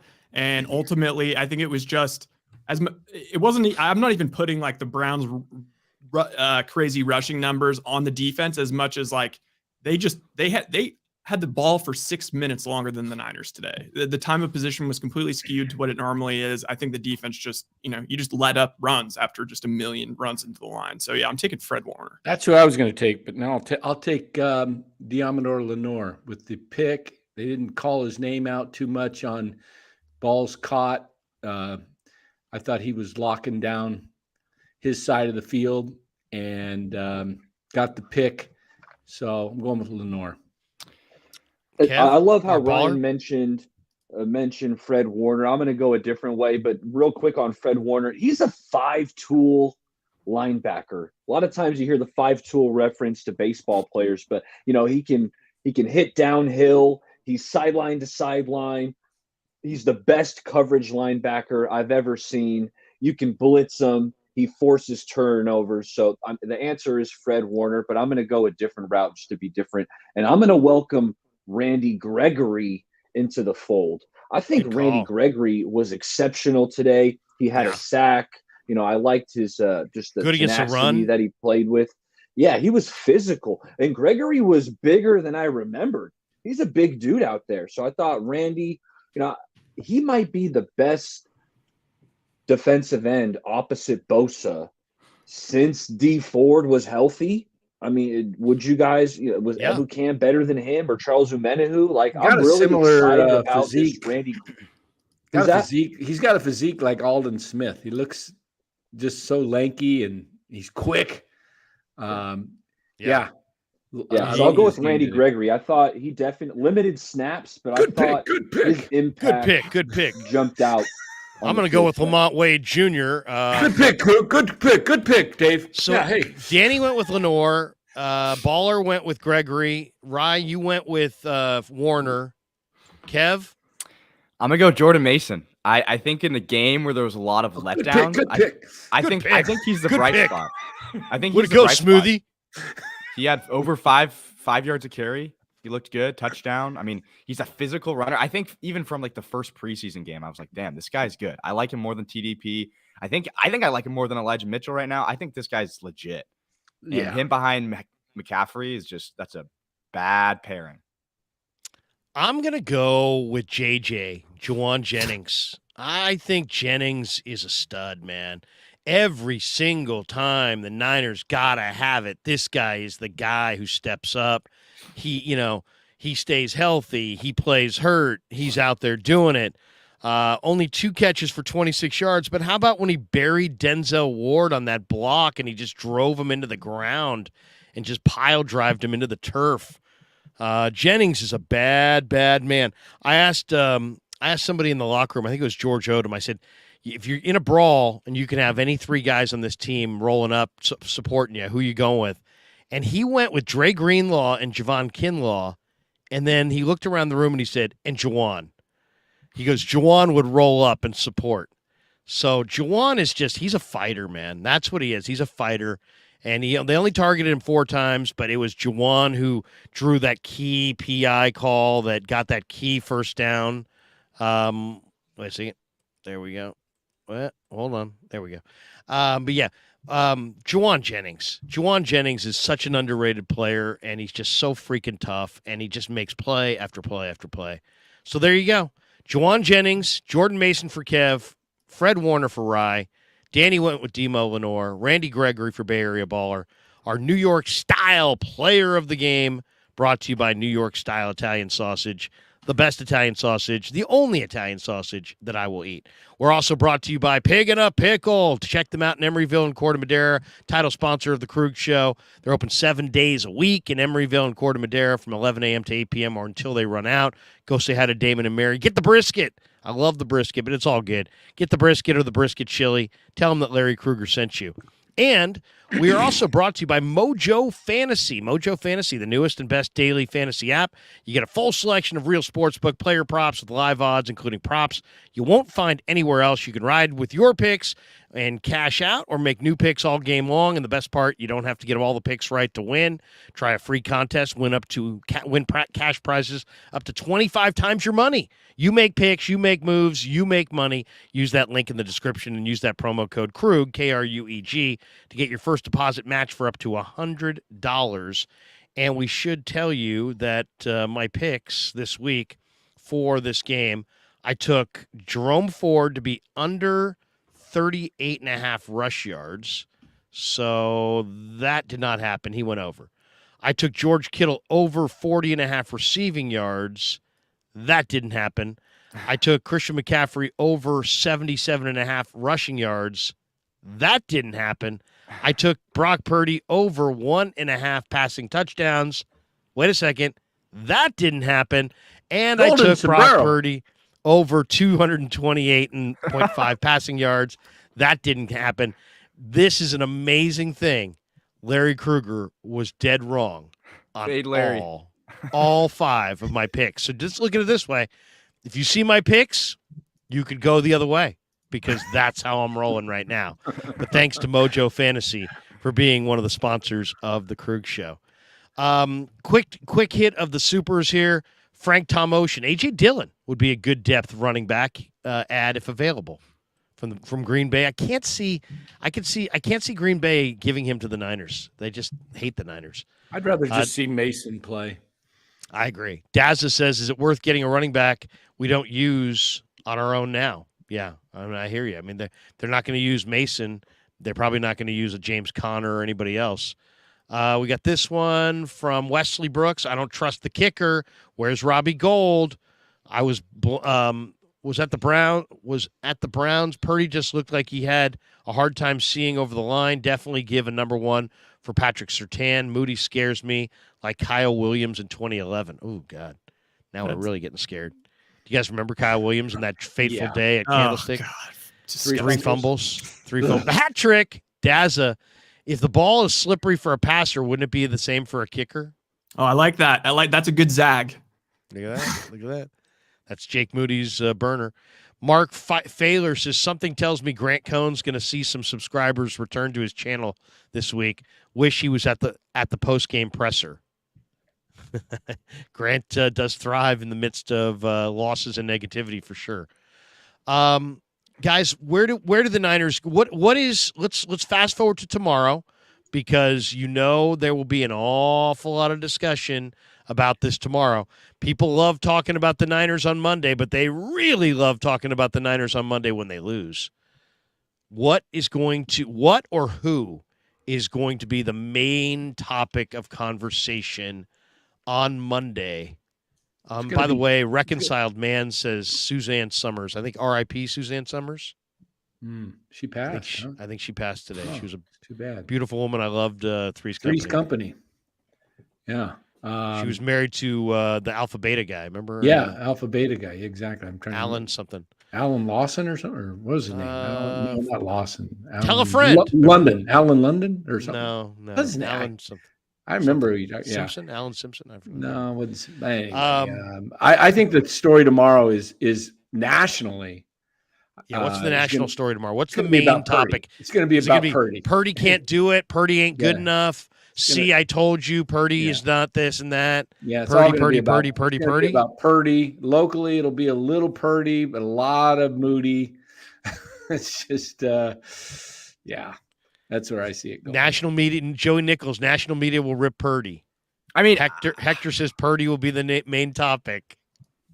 Really? I don't know. I think so. I mean, 100%. I don't really, I don't really think he had a great game, Dad. I don't think he had a good game at all. Kev, nobody said he had a great game. But I'm saying, like, he didn't do anything to So what is this? Nobody. I don't think he had a great game. Who said he had a great game? But some people were saying he had a bad game. The problem is that the media does what the media does best. They blow him all week in the national media, start talking about him as top 5. Michael Irvin says he'll take him over Herbert. And then all of a sudden he comes back to earth. And now it's going to be, see, Purdy finally with no weapons. The ball was in his hands. He had a chance to win the game. No Debo, but he did get it down the field and put him in position to win. But like no Debo, no CMC. See, like if you put him in just an average situation without a million playmakers, then he can't get it done. Blah blah blah. What sucks though, Moody makes that kick.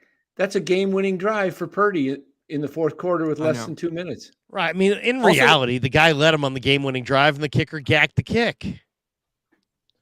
Yeah, facts. Also, I just want to give a shot of reality to everyone. Just if anyone's freaking out after this law. Oh, yeah. I was going to say, so last year they made it to the NFC Championship game. They started 4-4. The year before that, they made it to the NFC Championship game. They started 3-5. The Niners are now 5-1. So, shot of reality. I think 2019 they were 8-0. Like that is facts. There it is right there, guys. Relax. 49er Fever says Moody sucks.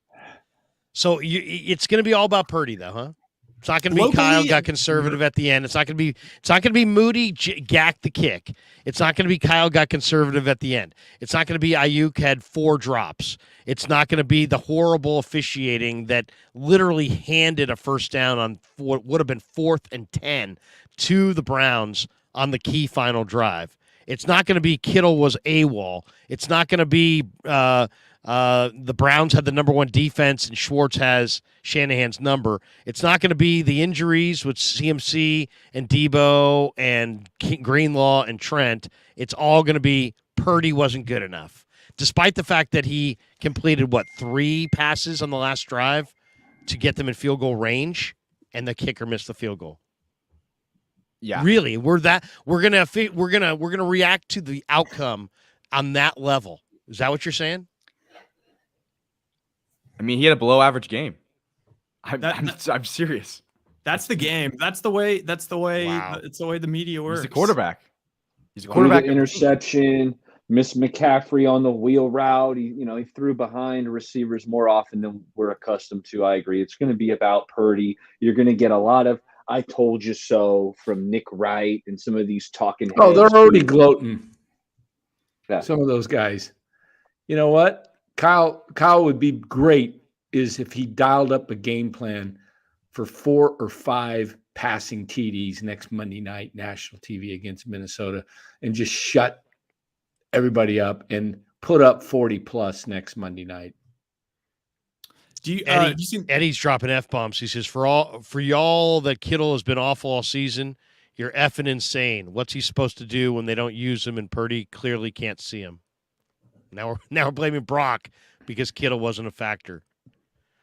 I don't know. Ooh, I guess it's one of those deals where the everything quarterback comes out when you gets lose. the credit and the quarterback takes the blame. It's the media is relentlessly just so screwed up because it's gonna it goes too far to the right one side, then too far to the left. No balance.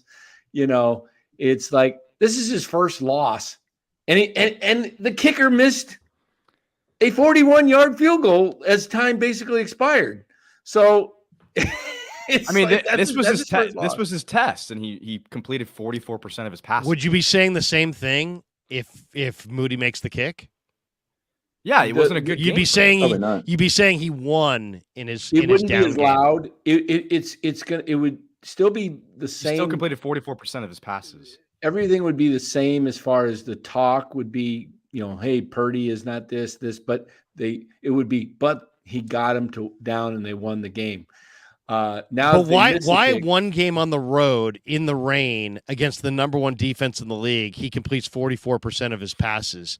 So that now is more important than 2 weeks ago. He completed 95% of his passes. I didn't say that. I didn't say that he's bad now. I just said he had a bad game. This is what the media game or an average. Yeah, game this is what the narrative is going to be. This is what the narrative is going to be.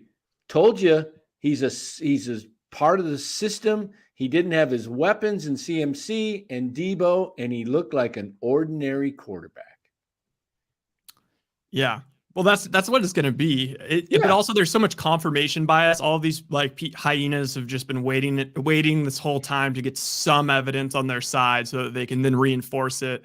And it's been noted, all of you 49er media that said you were pro Purdy, and all of a sudden, some tweets about the wet balls. Miserable Patel says Purdy did suck. He did suck. Wow. For his standards. Miserable Patel doing what miserable Patel does. Wow. I mean, what would you say, Dad? What would you say? How would you rate this game? You think it was above average? I already told you. I already told you what I fucking said. I said that it was no Dre Greenlaw. They couldn't stop the run. The Browns had the number one defense. He was subpar, but he was subpar for reasons. I mean, he was subpar because he was going against the number one defense in the rain. And that, but you're going to blame him. I'm going to blame the situation. I haven't lost any confidence in the kid. I think the kid's really, really good. I mean, I just said he had a bad game, and you said he had a bad game. That's the same thing. But you're saying he had a bad game because of him. I'm saying he had a bad game because of the Browns defense, the pressure he was under. He has no Debo. It's raining. Ayuk dropped 4 balls. I thought, and they still could have won. And he still, they were crediting him at halftime with not turning the ball over. They're like, hey, Brock Purdy under all this rush. And they went back to the studio and they're like talking about the first half. They're like, you know what? He didn't turn it over. So now really at the end of the day, he had 1 turnover in this game. We see quarterbacks who have 3, 4 turnovers. But the guy had 1 turnover against the number one defense on the road. Turnover battle. And suddenly lost. It's all on him. When ultimately he led this team down the field for the game-winning field goal, and his field goal kicker missed it.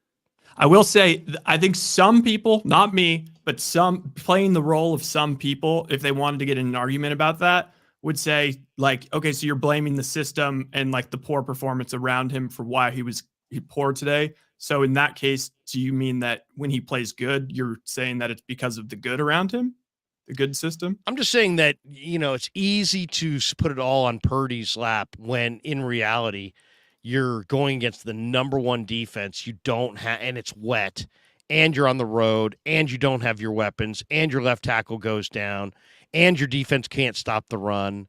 There was a lot of factors of why they lost this game. There was he played poorly, but he did enough to win the game, and they lost. And why did they lose? They lost because of horrible call against Tayshaun Gibson, horrible call against Mooney Ward. I thought Shanahan has to deserve a lot of blame because I think Shanahan got way too conservative on the final drive. I mean, Brock Purdy, you're not going to play your A game every week. And this, on paper, was easily going to be a big challenge. Every game's not going to be a masterpiece. The whole question is, does your starting quarterback take care of the ball and put you in position to win games? And he did that today. He only had 1 turnover. They were +1 in turnovers on the day. They were in position to win the game in the fourth quarter. That's all I ask of my starting quarterback. Other than that, it's a team game. And I just think that it's just wrong to drop it on him when there were, why is this not about the officials? Why is this not about Brandon Ayuk having 4 drops on a game where he needed to step up? Why is this not about George Kittle not doing anything? Why is this not about the defense not being able to stop the run without Dre Greenlaw.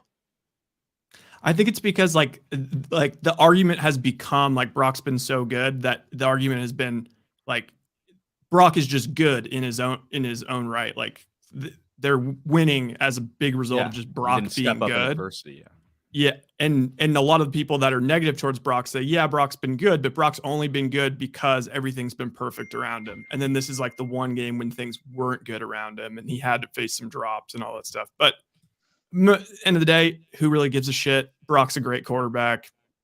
Move on. Very disappointing, Kev, today. Very disappointing. I mean, I just don't think he played well, and he didn't play well, and we agree. I mean, he didn't play well, but I'm not blaming. You're blaming him for the loss. I'm not blaming him for the loss. I'm not blaming him for the loss. I'm not saying. I'm saying, despite everything that went wrong, you can list a bunch of things: the official, the weather. Like they were still in a position to win the game, which is the best you could say about today. Is that even despite all the things that went wrong for them, they still were in a position to win the game. But I still don't think Brock Purdy played as good as we've seen him play in the past. I thought he had a bad game. Yeah, he did. He had a bad game on the road against the number. There's reasons that he had a bad game. I expected him to have a bad game. You didn't? I did.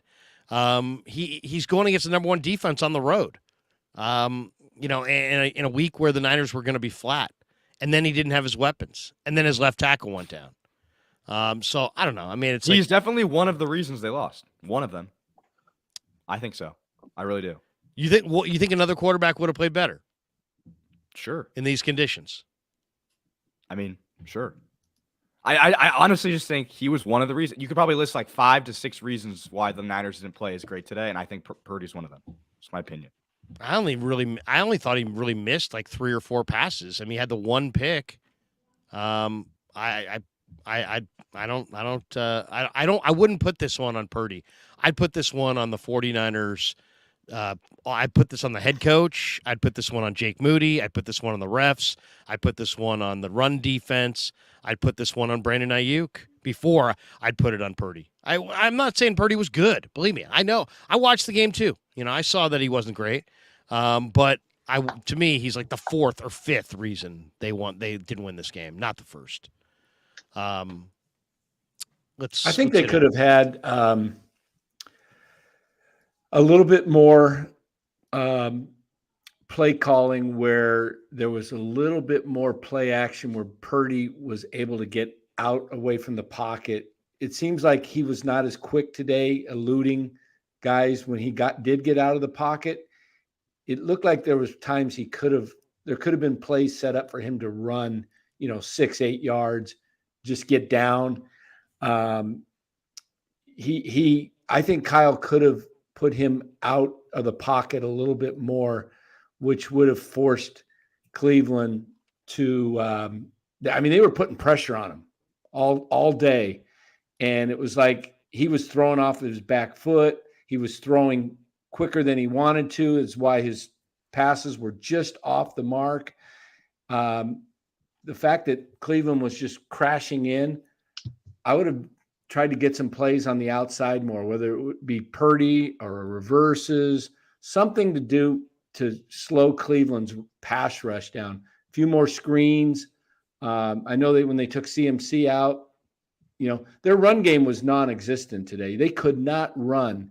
Every time they seemed to run, with the exception of a few plays, the first drive and then the 8-yard when they got the Lenore interception, they got the run to Mason, but they didn't have very many big runs. Cleveland stuffed them. What was their total yards today on the ground? Less than like 100, 108. Right?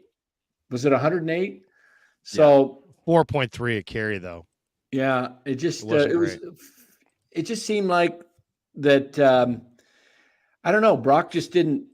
I don't know if it was slippery and he couldn't elude. He usually gets away from those pass rushers and breaks away. Today, even that one they almost called grounding, but his knee went down.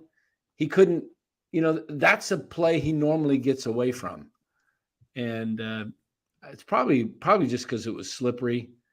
But I saw Walker getting out of the pocket a lot more, and he's quicker than Purdy. that's where I think his game is going to suffer, is if the interior puts a big rush on up the middle and he can't elude and get away. I think that's where he gets hurt, because it's hard for him to see. I mean, he was flinging balls like quick today. I mean, he was just like, and that's why the passes were just off, because he didn't have time to really stay in the pocket and throw it. He would look like he was rushing his passes. And well, Dan, so many of those are timing based. Like when you watch like the Baldy breakdowns, right. It's like it literally is just in lockstep with like, he didn't have the time. So I put more, you want to talk about blame. I don't know if anybody mentioned the offensive line, but the offensive line did not hold up well today. And that was with Kittle staying in for extra protection. They were putting a lot of pressure on Purdy. You usually see him with a lot more time back there, and he just picks apart the secondary because he could go through his reads and find the open guy. He didn't have that time today. And so I would put the offensive line as one of those top 5 reasons today. I think they really didn't protect him well at all. Yeah, well, the offensive line was challenged. Yeah. Larry, can I kind of bust your chops a little bit, and as well as give you some gambling advice in the meantime? You said you said you expected Purdy to have a bad game today, right? I did. That's why I did. In that case, I did the teaser on the Niners. I teased the Niners down to 2. You got to take the under on these Purdy bets. If you're expecting him to have a bad game, take the under on the yardage. Take the under on the 1.5 touchdowns. Yeah, but you made it early in the week. I made it early in the week. Yeah, I made that early in the week. Okay. Yeah, okay. So. Hey, fellas, one thing I wanted to bring up we didn't talk about is, I don't know if you guys noticed it, but I did. I thought there was a lot of half-field reads today where Kyle was rolling out Purdy to the right away from Myles Garrett. And I don't like the half-field reads because you're not making a full progression. Did you guys see a lot of Purdy rolling right on like designed rollouts? Because I did. Saw a few. I think thought it was more than usual. I thought they were intentionally rolling away from Garrett. Yeah, they did seem like they were limited in like they weren't making the Browns defend the entire field on every play. I mean, it seemed like they were like, I mean, I'd have to go watch the all 22 and really break it down. Don't you think he could have made some of those just taken a quick run for 5 to 7 yards and got down on some of those, Fowler, instead of?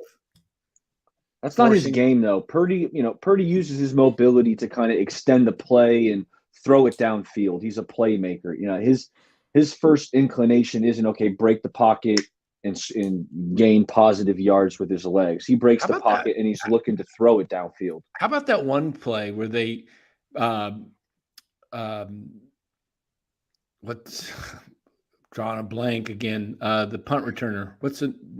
McLeod. Ray. McLeod. And when he ran into Trent Williams, and then they threw the ball. Well, they also got a delay game penalty. They couldn't get lined up right. They were not sharp today. I mean, let's be honest. They were not sharp in any phase. What the heck was going on there? I mean, it was like that ball could have been possibly picked and run in for a pick six if it was up higher, because he just threw it right into the ground. The play was just completely botched from the beginning. But they just, like you said, they just looked sloppy. And I think a lot of it had to do with Debo going out. I really think McLeod was not fully prepared to run some of the offense today because he seemed a little confused on a few plays. Like, where am I going? Play clock ran down to, close to 0 on several calls. They just didn't seem in sync whatsoever. The first drive was great. First drive, they did what they've done all season long, took it down, scored, and then the offense was non-existent the entire game after that. Well, it's the NFL. You got 17 weeks, right? Of those 17 weeks, you're going to get your A effort maybe 5-6 times. You're going to get a B or C effort 5 or 6 times. And then there's going to be, your C to D effort, and hopefully you don't have any F efforts where you just totally no-show. But I think some of the bad teams in the league actually do have that. So this was going to be, on paper, this was the week after the Dallas game. They've got some big games coming up. They got the Eagles later in the year. They weren't necessarily fired up for the Browns' third-string quarterback, and they got the number one defense that was, that got the game on their terms. You mix in some injuries, you mix in some missed kicks, you mix in a wet football, you mix in some untimely penalties and a couple of really bad calls that went against them. And you get what you get, which is, a 2-point loss on the road to a team that some people think, heck, where I just bet them to go to the Super Bowl. So, it is what it is. It was enough adversity today that it all added up to a loss. A couple more supers here. We got this one from Titus Moeller. Why do you think Kyle doesn't run more running backs? I just think that, he's got a lot of confidence in CMC. He's got a little bit of confidence in Elijah Mitchell, and I don't think he's got hardly any confidence in anybody else.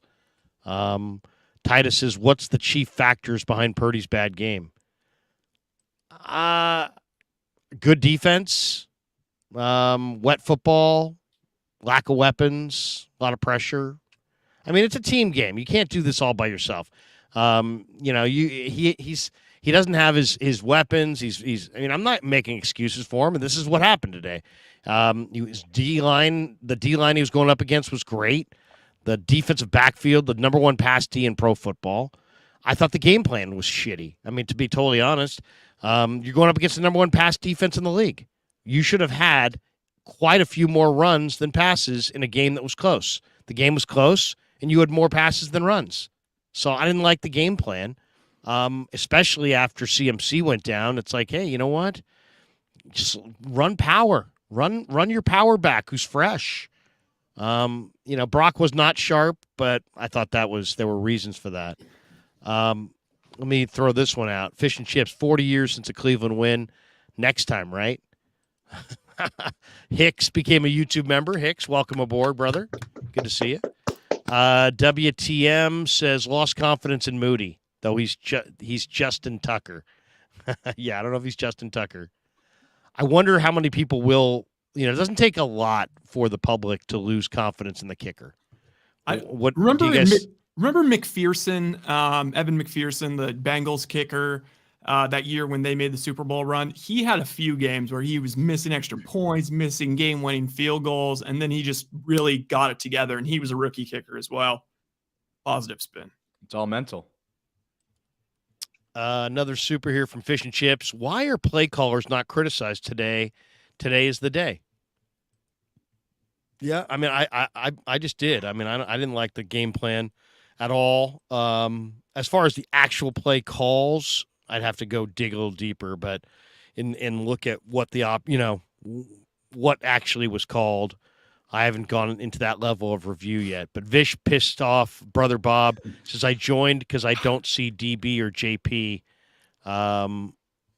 Gold now. What is this? What's that? What's Gould. that Gold? Gould. No, Robbie Gould, like Robbie Gould.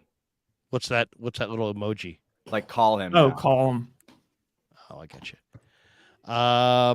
We got this one from Vish pissed off Brother Bob. I joined because I don't see. Okay, we got that one.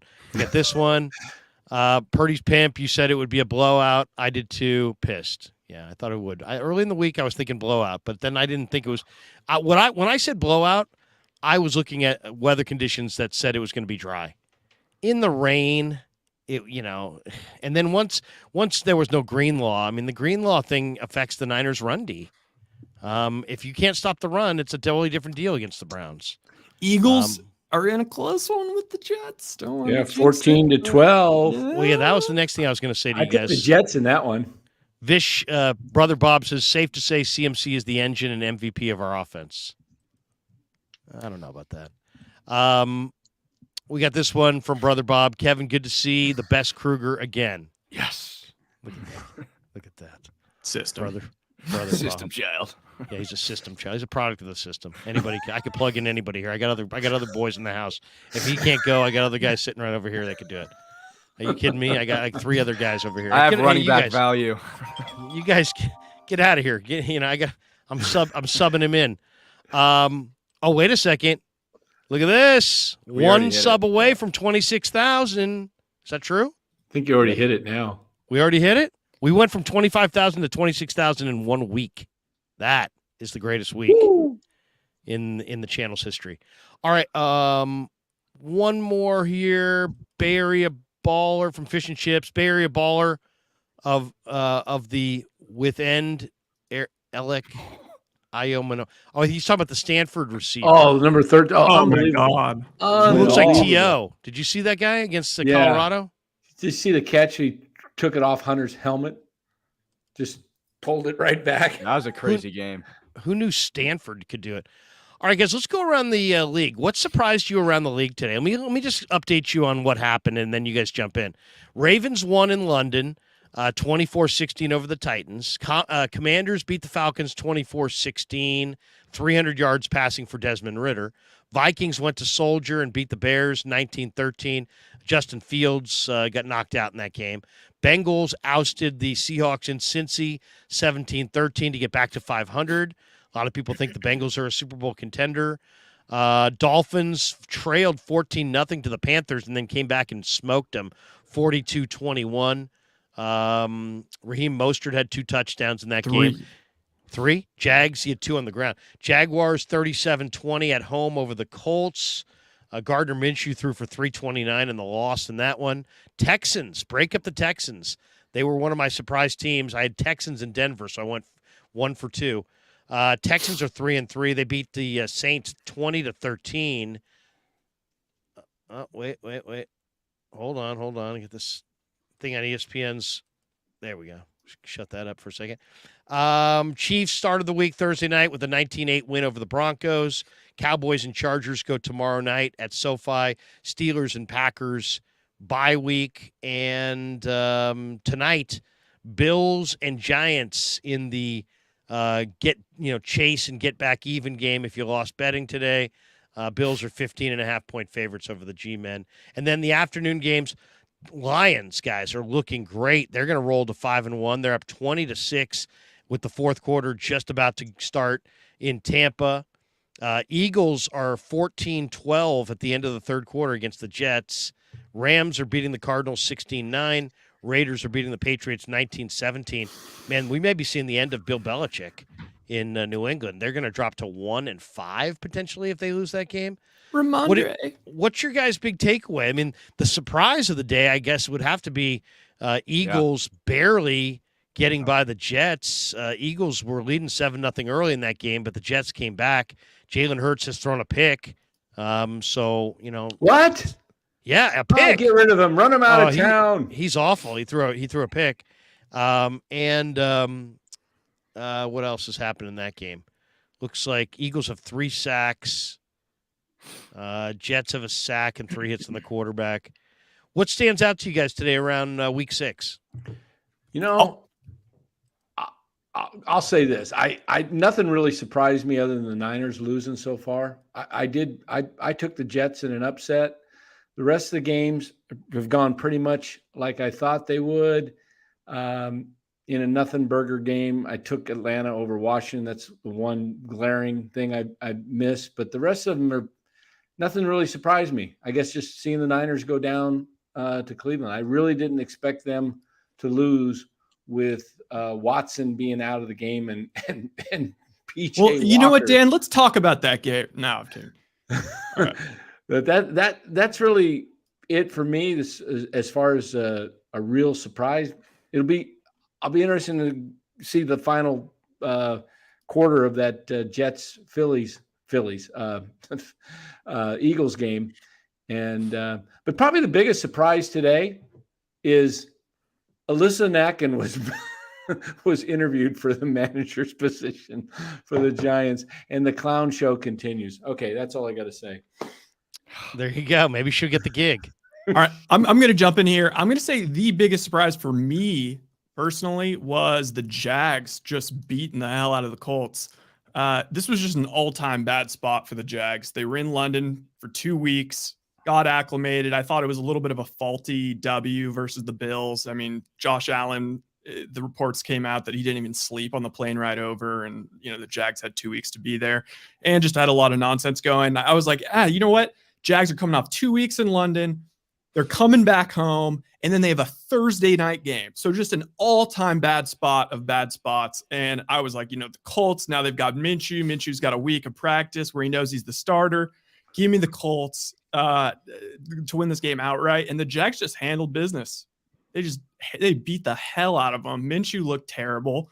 I don't know if there's something about the Colts uniform when you're a Colts quarterback, but aside from Anthony Richardson, Minshew's arm now looks exactly the same as old Phillip Rivers when he was there for 1 year and for old Matt Ryan. It's weird. It looks like I don't want to say this, but it is just a descriptive term. It does look like someone maybe would say he throws a little bit like a girl, or like I was using my left hand, or something like that. It looks bad. He's not pushing the ball down the field. He's inaccurate. You got something against Alyssa Nacken?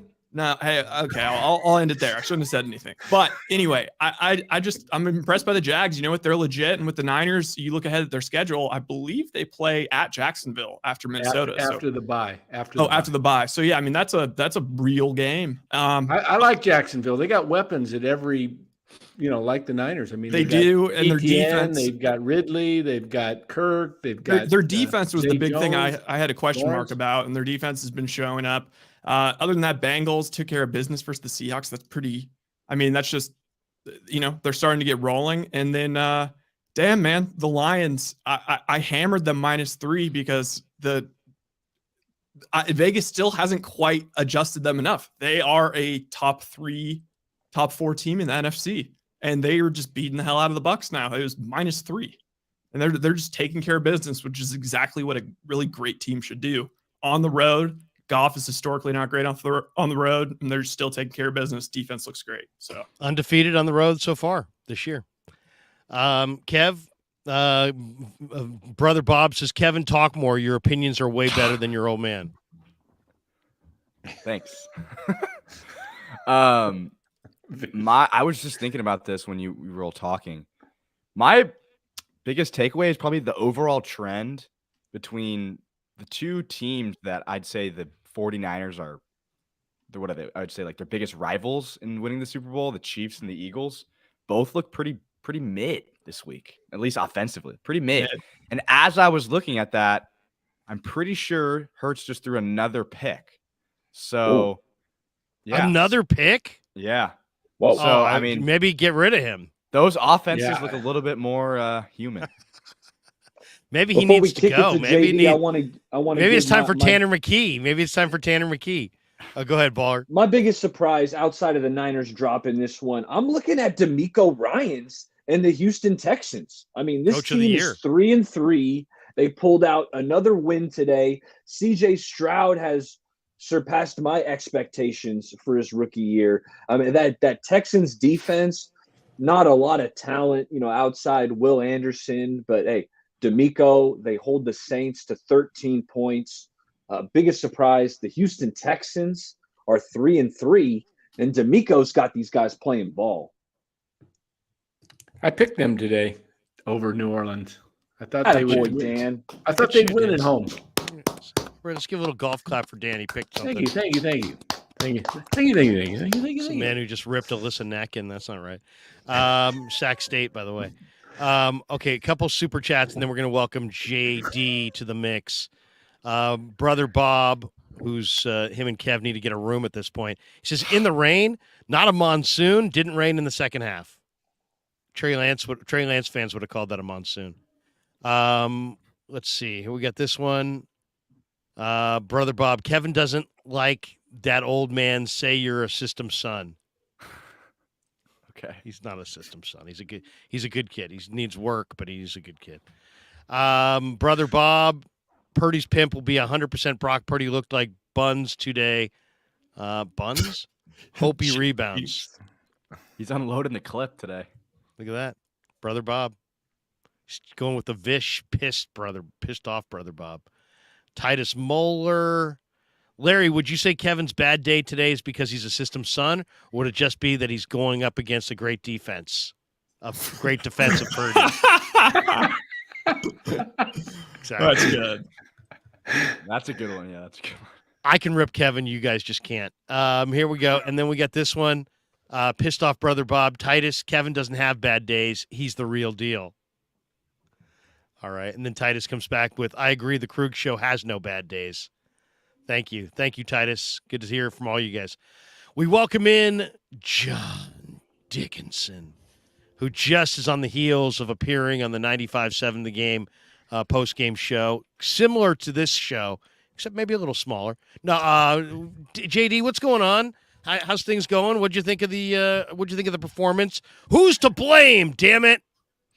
Yeah, a lot of blame to go around for the 49ers. Some missed opportunities, I thought, in the first half and this game. And I am at Cleveland Browns Stadium here in Cleveland. Your boots on the ground. Oh, yeah. I just thought I would throw that in. Yeah, just got done off from doing a little writing and doing a bunch of different stuff and being in the locker room and all that.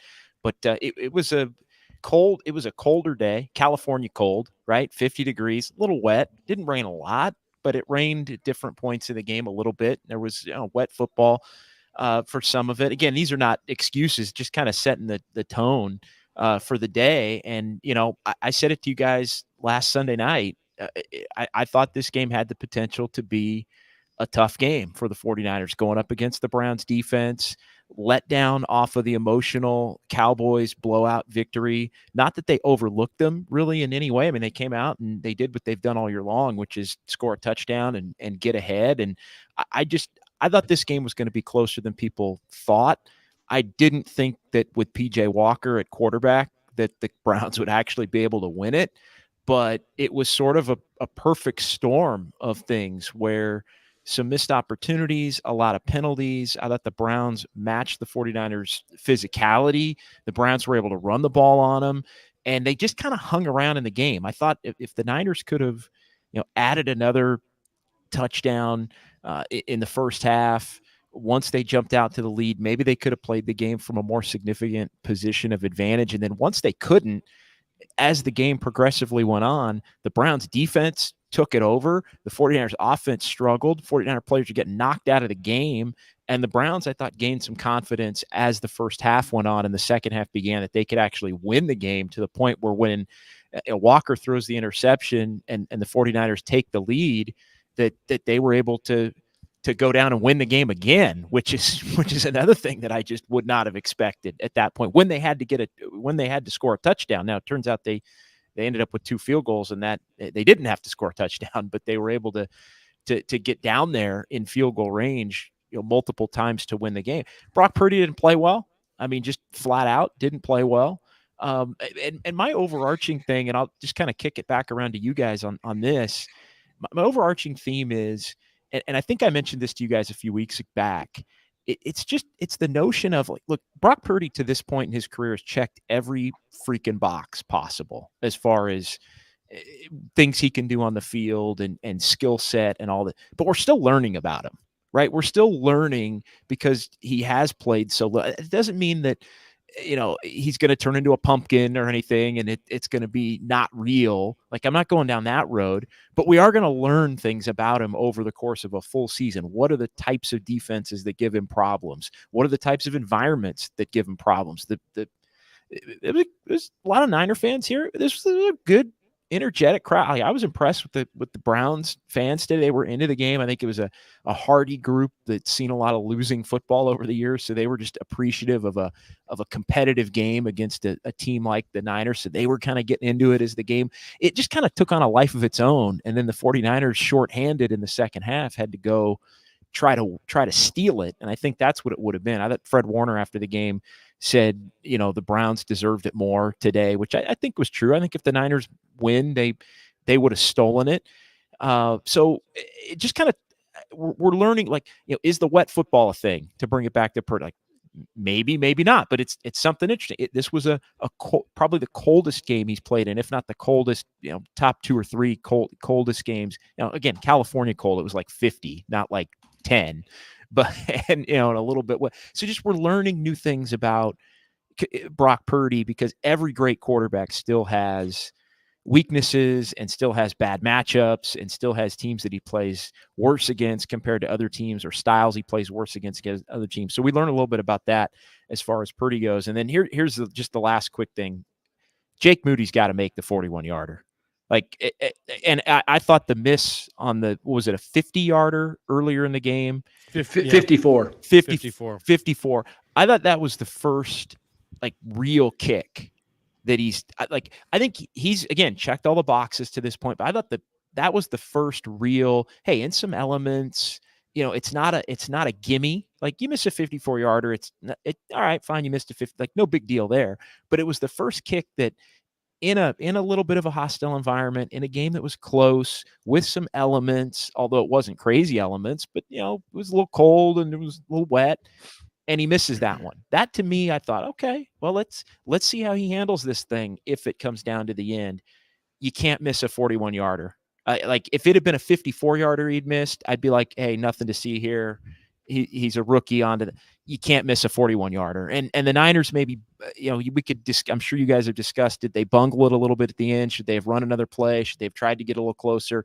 One thing we know moving forward, they better try to get closer because it's going to take a while. It would, at least for me, and I would never admit it in a press conference, and Kyle Shanahan didn't. And one of the big themes in the locker room was everybody had Moody's back, from Fred Warner to Brock Purdy to Kyle Shanahan. Like nobody wanted to put it on him. If I'm Shanahan, I'm nervous as hell because you want the 41-yarders to be automatic. And like you can't sweat out 36, 37 yarders to win a game like that. Because you know what? The Niners might find themselves in a playoff game somewhere where they have to win the game like they did today. We've seen the Niners win playoff games like they did today. Green Bay, Dallas, I thought 2 years ago on the road, like games where they just didn't play well, but they hung around, made a couple plays, and it was like, all right, boom, you get down to field goal range, you got to make the kick. You got to make the kick. So to me, the pressure mounts on Jake Moody. You miss a 41-yarder to win a game, the pressure mounts. And so now we're going to see how he handles it and how Kyle Shanahan maybe has to feel like he has to address or adjust his play calling in situations to account for it. They say sometimes, hey, man, that was a good team win. This was a good team loss, right? I mean, it really was. I'm glad they didn't put it all on Moody because it's not all on Moody. As you said, Purdy wasn't good. Ayuk wasn't good. Kittle wasn't good. The O-line wasn't good. They got manhandled. They got manhandled tonight. The run D was not good. The officials weren't good. There were a lot. You know what I'm saying? It wasn't all on Moody. Vish pissed off brother Bob says biggest villain equals Moody. Drafted 4 long field goals and deep kickoffs. Drafted 4. Not sure. Drafted for long field goals and deep kickoffs. Yeah. JD, you said it can't happen. Okay, so I agree with you. It can't happen. You can't miss a 41-yarder. And I'm glad that Kyle didn't verbally put it on him, and I'm glad that the players backed him up because, as I said, it really was a team defeat here. But got to make a 41-yard field goal. Robbie Gould's still unsigned. He's never missed in the postseason. He's sitting by his phone. You could get him for cheap. Nobody's, it's one thing with, well, we don't want to pay him $5 million. Well, guess what? It's October 15th. He's no longer getting $5 million. He's probably getting hardly anything. He probably is something similar to what Jake Moody's making at this point. When do they make that phone call? Do they make that phone call? What does your intel say about where they're at with that decision? Because it seems to me that Moody may have more rope, but it's not an endlessly long rope. This is a Super Bowl team in their Super Bowl window. It will be completely unacceptable if he misses a bunch of kicks and they go into the playoffs with a kicker they don't believe in, trying to win around their kicker. I don't believe I guess the question is this: how many more misses does he have before they say, you know what, Jake's got a quad and he's going on IR? Oh, and guess what? Robbie Gould's here today. To me, if he costs him another game, one more game. I think if he costs him one more game at any point, that I think they're looking at that. I don't think they're looking at it now, and I think the fact that he's kicked as well as he has leading up to today is that makes it an easy sell. That makes it easy for them to come in and say, hey, we were 5-0. didn't do a lot of things well today. It was 9 for 9 or something, right? Right, exactly. Like, it in a lot of ways, it's easy to hit the reset, I think. But, now we have to see if this impacts him on other kicks. Because I will say this, and Moody had made all the kicks. That's great. But here's the thing, as far as I'm concerned, I don't think Moody really had, other than the 57-yarder, I thought all of his kicks were extremely low pressure and in comfortable environments in terms of the elements and the game situation, all that. And not that you're getting points taken away for that, but it was just, I think some people had viewed Moody as like, well, he's found it. He's figured it out. He's got it. He struggled in the preseason. He's got it back and he's just good to go. To me, he hadn't made a kick. Like that's great. Like, you need that. Like, if he had missed a bunch of kicks, then and then this had happened today, I think we'd be having a different conversation. But as far as I look at it, I think he didn't make a consequential kick of the 9 other than the 57-yarder. And so to me, there were 2 consequential misses today. There was the 50. Was it 54? I thought, for some reason, I thought it was 50, but neither here nor there. 54. His career high was 57. He was kicking today from 54. He missed, and he missed from 41 at the end. Yeah, the 41 at the end. But so anyway, regardless, so he misses the 54. To me, that was a real kick. That was a on the road, like, let's see what you got kick. Misses it. End of the game, 41-yarder, pressure's on, stadium's going nuts, and you don't make that kick. Like, to me, if that happens again, or if this starts impacting other kicks, where now he starts missing other kicks because he missed this kick and he's carrying the weight around, even though nobody's blaming him, then we got a problem. Then they're gonna have to address it. So I think we're a game away from some big time. We're probably a game away from being a game away in general. But if there's another game like today, I think there's going to be a strong push for making some kind of a temporary change, not cutting him, but making some kind of a change, like you said, faux injury and see what's out there. By the way, just quickly on Robbie Gould. Some people really push back on this. Like, by the way, Jorge Reyes says, how many years has Moody been in the NFL? Give him a break. Ridiculous take. I hear you, and that sounds very logical, but the same thing that he hasn't been in the league very long. Nobody's saying they're going to cut him, but doesn't mean they're going to lean on him either. You know what I'm saying? It's not like your choices are cut or go with this guy. You can put him on the IR and go sign Robbie Gould if you want.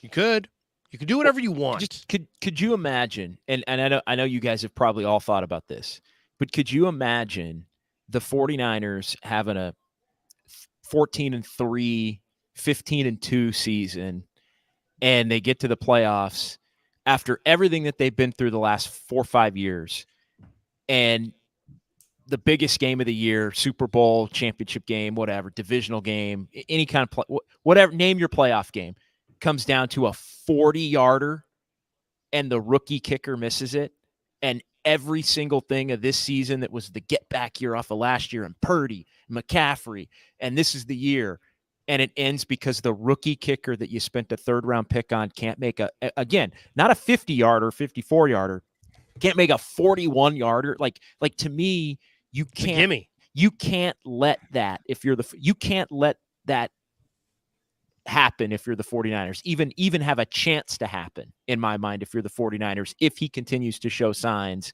of not being able to get it done in the big. And here's the other thing. He could make all his, he can make all his other kicks, but if he's going to miss 3 games, if he's going to miss 3 kicks and you end up losing 3 games because he misses 3 kicks, and again, they're all in what I deem to be the makeable, like 41. If you miss 41, that's a bad miss. Like, that's just is. I drilled a 42-yarder as a sophomore. Like it I want to see film of that, by the way. And it's not like he wasn't kicking in Chicago last year in the opener. Like, again, there were some elements today, but it's not like it was whipping around off the lake, and the flags on the goalpost were relatively tame on that end at the moment of the kick. They kind of built this stadium the way they structured it to try and keep some of the wind that comes in right off the lake.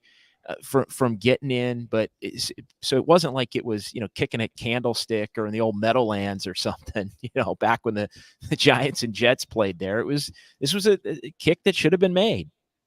I mean, Shanahan clearly was fine with not getting any more yards at the end. So since he was fined about not getting any more yards at the end, you can't say, well, I didn't expect him to make it. You did expect him to make it. Otherwise, you would have tried to get more yards. So you expected him to make that. He will next time. He will next time, Larry. I guarantee you he will try to get more yards next time. Yeah, yep. I know. Vish, pissed off brother Bob, says DJ, he means JD, gets it. He's objective. We need to call gold. Ooh, Jake Elliott just missed a 37-yarder. With Philly? Yeah. Oh, yeah, he did. I'm watching. Oh, my goodness. Hey, NorCal refrigeration.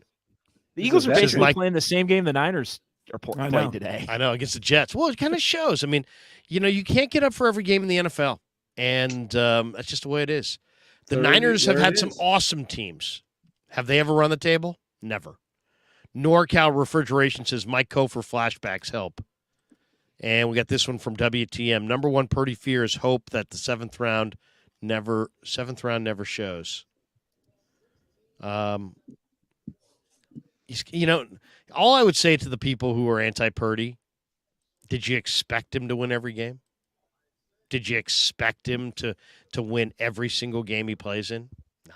Come on. He was going to lose. And he wasn't good today. I would never argue that he was good. But I wouldn't hold this one on him necessarily. There are games where it's on the quarterback. Hey, you know what? The rest of the team played great. We ran for 5-2 a carry, blah, blah, blah. And the quarterback turned it over 3 times in the red zone. That's on the quarterback. This one was a team loss. Apollo. Purdy confirmed. Overrated. There you go. JD, we got this one from Fish and Chips. JD, this game was lost by Kyle at the 3:12 mark of the fourth quarter. What's he referring to there? What did he do at the 3? What was that when they went? That's when they got this. That's when. Is that when they went 3 and out? I think he's talking about when there was 3:21 left, and the Niners got the ball down 17-16. Yeah, they went Purdy threw it away. Yeah. And he got intentional grounding. Then Purdy went to Ayuk on an out route for 10 yards. Then Purdy threw it away on 3rd and 11, and then they punted. I don't see that as Kyle. And it was all passes. What he's saying is they should have run the ball. I disagree because you're running the clock. If you get 3:21 incompletion, they couldn't run on him for 1. 2, you get a chance you took barely any time out off the clock, so they were able to get the ball back. Had they run 1 or 2 plays and run off another minute, maybe you don't even get that last drive. So I don't look at that as anything against Kyle. They just didn't execute it, and but it took no time. But even see, I think I'll defend the texter.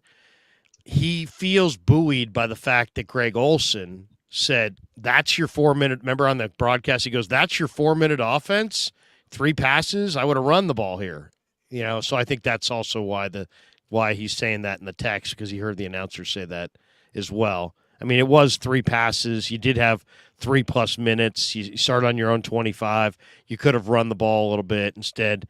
Pass, and punt. I don't know. I mean, let's be honest, guys. All of this in these post-game shows, and you guys know it too, it's all 20/20 hindsight, right? I mean, it's like we're all sitting here. We know what happened. It's now easy to kind of blame everybody. But wasn't the first play when Purdy went down on his knee? Was that the one where they lost yardage? Yeah. So you were forced to throw after that. Because you're second and what? What was it? Second and 21. Yeah, so you're not going to run. It's with 3 minutes to go. Right. Second and right. 21. No, once you got negative yardage on the first down play, you're right, Danny. You're absolutely right. But I think what he's saying is the first down play should have been a 4-minute offense run. But I mean, it's 20/20 hindsight. Stand on it says defense had 2 picks and we lost. Heavy frustration.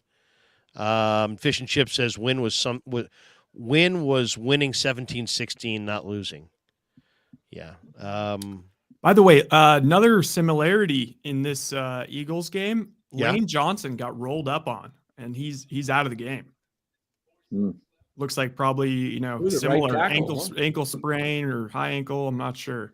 Did you when I saw the replay of Trent, it looked like I didn't see him roll his ankle. It looked like it was up higher, but he came back in.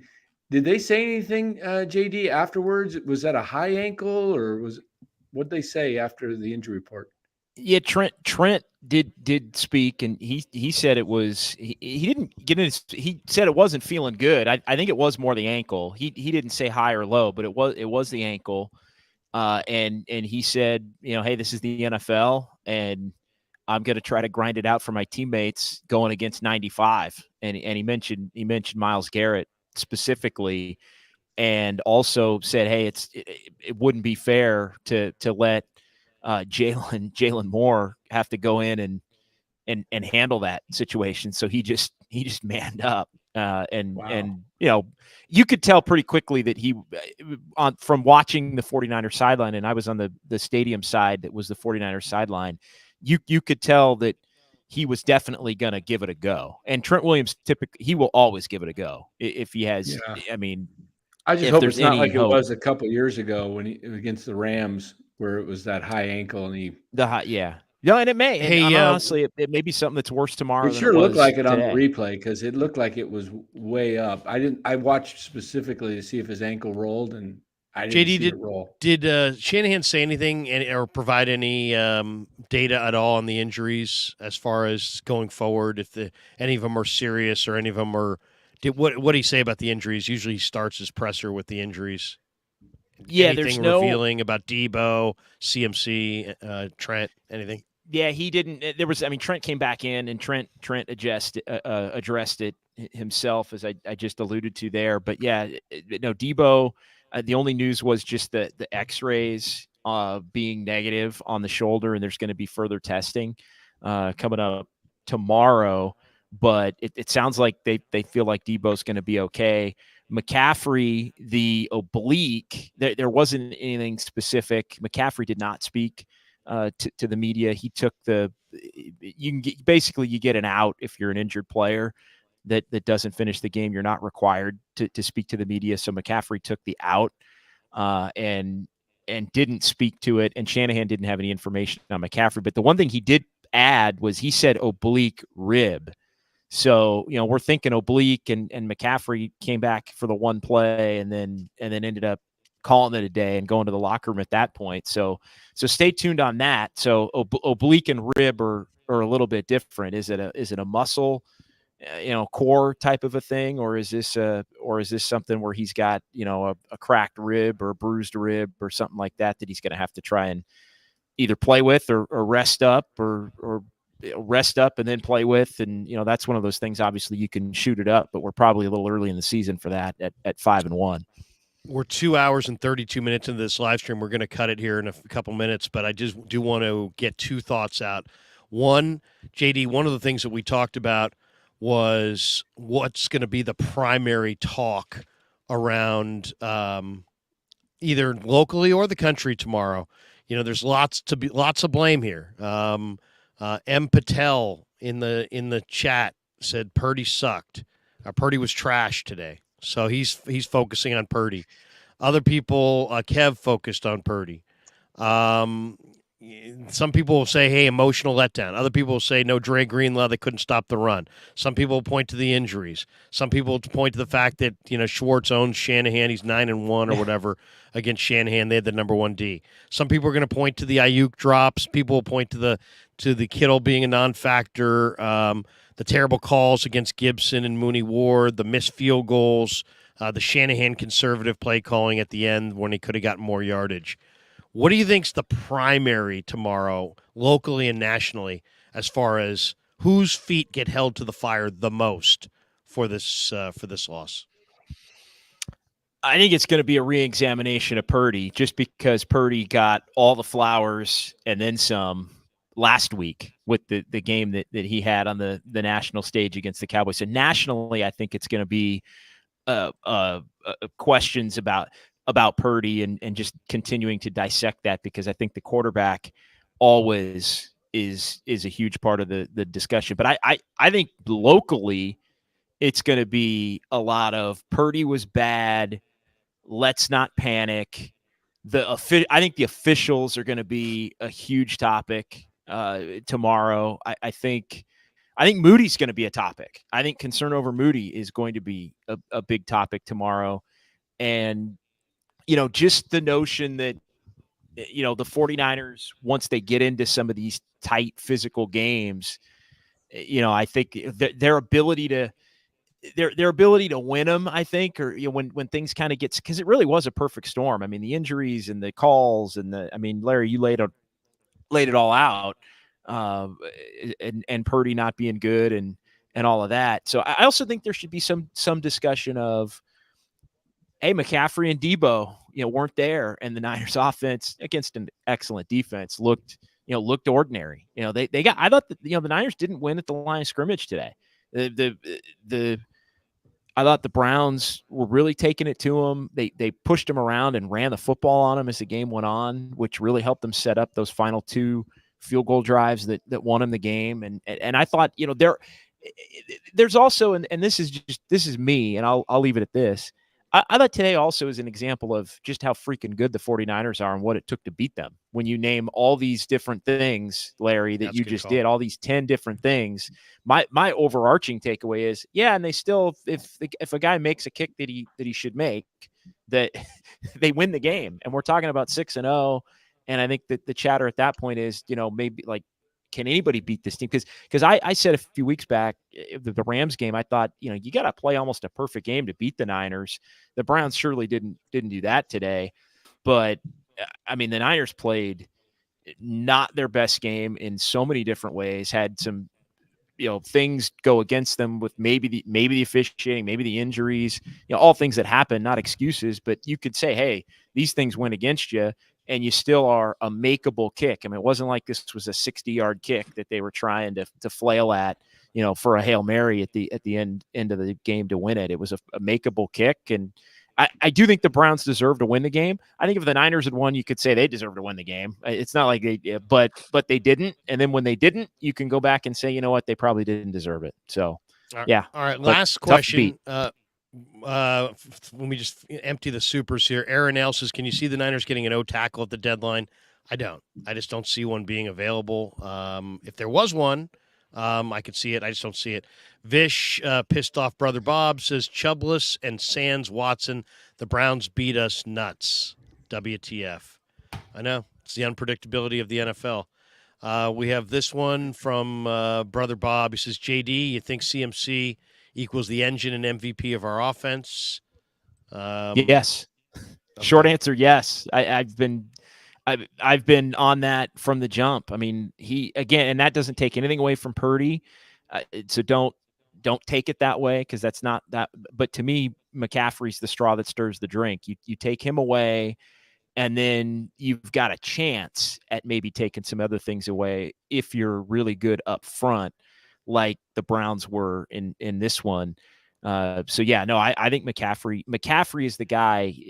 It honestly reminds me of Steph Curry. It's like McCaffrey walked onto this team, and it's like he's just clearly better than Debo and Kittle and Ayuk. Like, he's just better at what he does than those guys. Again, they're all very good players. And so you're making very good players, they're getting more space to operate, and Kyle can get in his bag, and then Purdy adds another dynamic to it. But no, McCaffrey to me is the head of the snake. And you know what? Let's see if this team has to play without McCaffrey for a month. Not that they're going to lose every game, but let's just see how the offense functions. They end up with 17 today.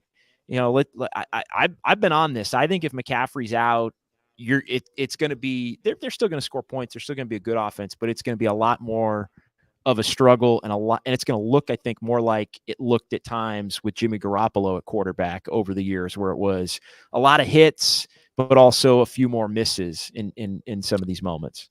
Titus Muller's scenario I'd like to run by you guys all is, assuming injuries happened and excluding factors like the rain, who do you think Purdy must have to be successful? I think we just said it. It's got to be either, it's CMC or Debo. And today there was times where he really didn't have either. And I think those are the guys that you can hand it to or throw it to him short. You got to have one of those guys, and there was times he didn't have either. Fish and Chips is explaining himself. He said Kyle had the hand, 17-16, they were up. He chose to throw 3 times. He ran no time off the clock. At least let the Browns burn their timeouts. Ask him why.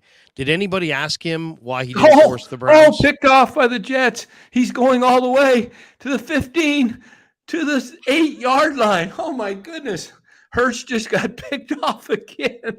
Wait a second, Danny. I'm behind you now. I'm behind you. So I'm at 2-minute warning. Herz dropping back to pass at the 45-yard, his own 45-yard line, and I think he's probably going to throw a pick, ladies and gentlemen. And he did. Unbelievable foresight by the announcer. Unbelievable. I'm Tony Romo. Play before play. The Jets are going to beat the Eagles. All they need is a field goal. Well, there's a lot of time left. Minute 50, no, there's only 150 left. Yeah, exactly. Yeah. Oh, I thought there was like 2 timeouts for left. Philly.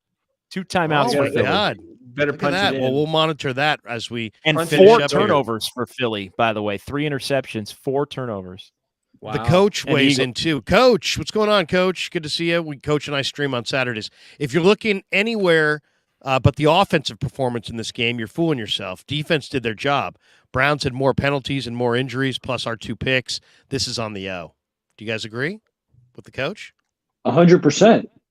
The offensive miscues that I spoke about earlier, the penalties, way too many down and distances. It was 3rd and 15 or 3rd and 20. We're talking 3 or 4 drives. This team was looking at 3rd and 15 plus.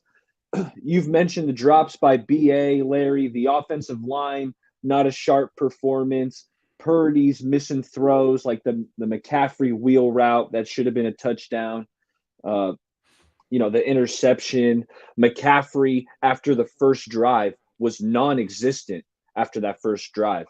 We mentioned it. 10 carries for 13 yards after that first drive. So, the offense, I agree with Coach. This loss is on the offense. You could say it was a team loss. It is a team loss. You could say, you could say it was a team loss. I mean, it was on Moody, too. This defense, Larry, you can't blame the defense for the performance today. I don't think the defense. 4.7 a carry, dude. That's almost 5 yards a pop. They didn't even score 20 points. One of them was a jet sweep by Marquise Goodwin. Ford busted a 20-yard run. I know. It's the offense. That's not atrocious. No, I know. But I'm just saying. What I'm saying, it's a team game. They forced 2 turnovers. Yeah, no, Fred I know. Warner picked them off. Demo Lenore picked them off. No, I agree with Coach. This loss is on the offense and the miscues. But this was I was expecting the Niner defense to wreck shop. There was no Watson. You're dealing with the 3rd string quarterback. You're dealing with the 3rd string running back. You should have shut this team down. This team should have scored nothing, and they did score very little. But that's why I said it was a team thing. Dazza says even if CMC can play, it would be good to see him held out against a bad team and keep him healthy for the playoffs. Yeah, I would like to see them spread it around and use Mason a little bit more. And then we got this one who Vish pissed off Brother Bob says, JD, yep, Moody was, what is that? Crap. Stained buns and may have the yips now. Okay. I love the illustration. Very, very demonstrative there. The Jets have scored. And 2-point conversion. And they got the 2-point conversion? Yeah, 2014, minute 46 2014. To go. So a touchdown. 25. This is a touchdown will beat them, but the Eagles I guess and this is interesting. This is very similar to what Purdy just faced. What did Purdy have? A minute 30 at the end there? And drove down for what should have been the winning field goal. Yeah, the Jets now Herz has a minute 45, but he needs a touch. I think Jets just let him go in for the touchdown. It didn't look like they made any effort to stop him. Yeah, he should have went down. He should have went down. So now Herz, who's thrown for 279 yards and 3 picks. Picked again. Oh, almost picked again. Oh, 3 picks. He's got 3 picks tonight. All right, Dan, you have to be quiet because my head, you're ahead of us. Yeah, seriously, don't give it away, Danny. I'm gonna wait a second. The chat wants a mute, Danny. Let's mute Danny for a second. After his Alyssa Nakin outburst, I was just uncalled for. JD, final thought, and as we go around the room here, is watching the end of Jets Eagles. Almost a fourth pick. But the last thing. Now that we have seen the Niners lose, and we've seen their frailties, we've seen their weaknesses, we've seen them in a bad situation. Let's go around the room. What do you guys think the Niners' record at the end of the year will be? Kev, we'll start with you. You haven't talked in a while. I think they'll probably drop 3 games. What is that, 14-3? 14-3? I think there's a good chance they drop another game to a good team. I still think this team's a good team. I thought Purdy had a bad day, but I still think this team's going to be good. I still think Purdy's going to be good. I think it was a perfect storm for a bad game, and they lost. So on to next week, I guess. Monday night, right? Yeah. Baller, what do you think? What kind of record are the Niners going to finish with now that you've seen them lose? Yeah, I'm rolling with Kev. 14-3. They do have some tough games on the schedule ahead of it, but this team, they were playing in such a dominant fashion. I think they're going to get back to those winning ways. 14-3. Rye, what do you think? 13-4. Who really? 13-4. You have them with 4 losses. Yeah, they have a lot of just sneaky tough games. Like, the Eagles is the one team that is like, oh my God, that's the big matchup. But just like, even just like that at Jacksonville, they have just like a lot of games like that where it's like they could get caught. JD, what do you think? You were there, boots on the ground. You get a feeling. You were in the locker room, so you get a feeling about how they reacted to the loss. You've been in the locker room a lot this summer. How does this team play out? Yeah, I think they knew they didn't play well today, and deserved the loss that they got. So when I look at it, I think it's still 13-14. I'm probably more inclined to say 13, but I think the other part of today is it tells you that they may just get got in some of the games you don't see coming. Like, Dallas, they had that game circled. Cincinnati and this game were both rest advantages. Wasn't this a rest advantage today for the Browns guys? Yeah, they were out of bye last week. Yeah, they were coming off their bye. And Cincinnati's in the same situation. Rest means an awful lot in the NFL.